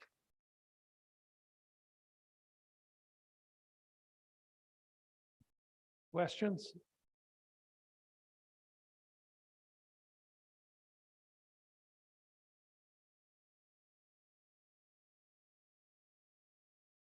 So at the beginning, you showed two different cases of soliton collisions. One where the two seem to avoid each other, and another where they cross. Mm-hmm. And you ascribe that to a difference in velocity somehow. Mm-hmm. So how does that work? Because normally I would think about describing a wave with an amplitude and a phase. Yes, yes, that's it. But that boils down to it. The thing is that you describe, this is when you do the microscopic description in terms of the Gauss-Pitevsky equation, you really have to go to wave function. The thing is that when you do the reduction to the particle-like, so the classical picture, what happens is that you have two centroids, you can abstract the wave function, and you have two centroids that will collide and go away. This is, when you do that in terms of classical picture, you require a potential. Right? You need a potential for these particles. And this potential is emergent from the variational ansatz that you get from the Gauss-Pitevsky equation. So you plug the wave function with the two solitons in the Gauss-Pitevsky equation, and you extract the Lagrangian from it. And then consequently the Hamiltonian. That's how you do it. Okay, so it's an emerging dynamics of these point-like particles, which is necessary for you to increase the abstraction and then go to the phase space description of vortices, of solitons. Okay, thank you. But numerically, I agree. Numerically, that's how you do it. You really go to you solve this. Those are numerical simulations. Thank you very much, Hugo, for the nice presentation. I have a question. When you have the light, at the end of the day, I end in the decaying of the turbulence, I end with what? With a thermal light? With what I end at the end of the process? That's an amazing question. That's a very good question. I mean, we know that for sure, this vortex, we cannot only excite vortex turbulence, we will excite also wave turbulence. This is one of the aspects. But in terms of the temperature of the system, we don't really know. So if we have some theoretical, let's come back here. Under the theoretical point of view, what we expect is that for the compressional part of the spectrum, you get this. So this is the theory, right? So I can only commit to the theory here because the experiments were done by other group. So you see these kind of things, right? So there's this formation of this turbulence. So you have this equivalent. If you look at the wave action, we get some Rayleigh spectrum for the waves, for sound waves. But for the vortices, what you get is this here. So I don't know if this answer to your question is somehow. So what I expect is that the sound waves will be some sort of out of equilibrium system as well. Okay, so there is. Well, but this is out of equilibrium stuff. Yeah. So so I don't really produce a thermal cloud of phonons. But at the end of the day, this should return it to equilibrium somehow if I don't do it. Yes, I agree. But we don't see this in these runs. I don't see. And then I have a comment. Is relative to the sound waves on the Solitons. evolution of the turbulence, either solitons or, for me, soliton is a guy that could not make enough to be a vortices, stop the phasing pi, or, but they are very equivalent. I mean, the sound waves is a very important background ingredient for the evolution. Yes. Even though we don't know, and theoreticians do not give us a very good hint, but we all know that that's very important. That's why we see very big deviations on the evolution that we cannot understand. It's nothing to do only with the reconnection. It's nothing to do with the evaluation, how the total amount of vortex length decay with time, but there is something else. I don't know if Nick can comment anything about this, but. Yeah, I totally agree. That's what actually, even at the quantitative level, we really need to do a full description of this. Will involve a detailed analysis of the sound waves interacting with solitons. So, and this has to be done at statistical level. So solitons alone do not explain the whole physics. But what we could do so far is to show that there is this new. Yeah, and I think presence of sound maybe will retard the evolution. It depends. Not only speed up, but this is only feeling. That's complicated. If you have only one soliton or two, you can tell this. But if you have any n solitons, it's complicated to guess. I mean, at least I cannot. And about the paper you mentioned, the science paper on the ONZAG, this is predicted, right? That we would have clusters of vortices and anti-vortices, which is called the anti-cascade or inverse cascade. Okay. Yes, this is predicted. Yes, but this was the first experimental observation. Yeah, which is. I think there is a guy in New Mexico that he did something before, but I think it's referenced in this paper. The Gautier paper. Yeah, No, there are that's the two two papers papers. back That's- to back in that Yes, science yes. issue. Yeah, there One are. is by Tapio Simula and the other one by. by the other group from they are both from Australia. Yes. Okay. One is from Tapio Simula and the other one is, I don't know the name. Chris Helmerson. We know Probably, him very yes. well. Yes.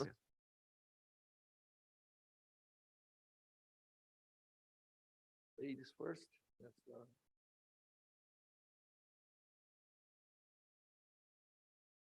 Hey, Hugo, thank you for the lecture. You said in the middle of the presentation that it can happen some interference in velocity between solitons, right? My question is, how can you explore this interference, and what if there are other kind of interference in these solitons, just velocity, or can you observe other kind of interference? That's a nice question. So the thing is, this initial the dynamics that I showed you was just to explain the two kind of features that you have, right? So this is what you observe in dynamical simulations. If you go to Gross-Pitevsky equation, just prepare two great solitons with velocities in this range, and you get these two features. One, the solitons just go and collide and then repel each other, but they don't cross. And the other one means that they cross. But for us to understand that, we have to understand this in terms of kinetic energy versus interaction energy. So if the potential depth is deep enough, so potential is deep enough, and the kinetic energy is low enough, they just go there, but they not cross the barrier, right? So if they are fast enough, they cross, and the reason why they cross has to do also with the fact that the barrier diminishes. With this potential is complicated. It's not a potential that depends only on the position, but depends on also on the velocity of these particles. That's the problem, right? So the fastest are the solitons, the weaker is this barrier. So that's why at a certain point they cross each other. Okay. But that's at the mean field level. Again, as Vanderlei was pointing out, the fact that we have sound waves, we have additional forces here that can either retard the soliton or push the solitons. We can kick the soliton with the sound. So there's in condensed matter physics theory, there's a vertex, which is the vertex interaction between a soliton, and then emission or absorption of phonons. Okay, this vertex has to be done. You have to do the calculations of these vertices and put back into the dynamics. Okay.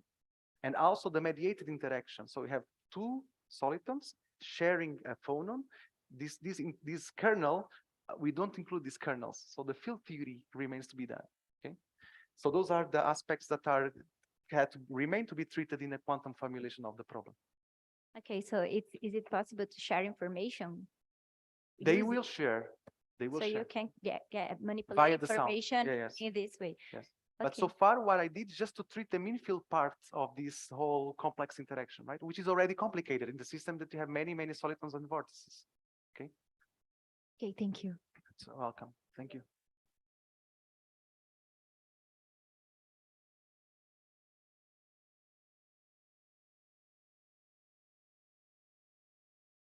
In the breaks. Thank you. Let's thank again the speaker. So we are 15 minutes late, so I think it's better we return 2:15, okay? So as we can enough time for lunch. So 2:15 we return, okay?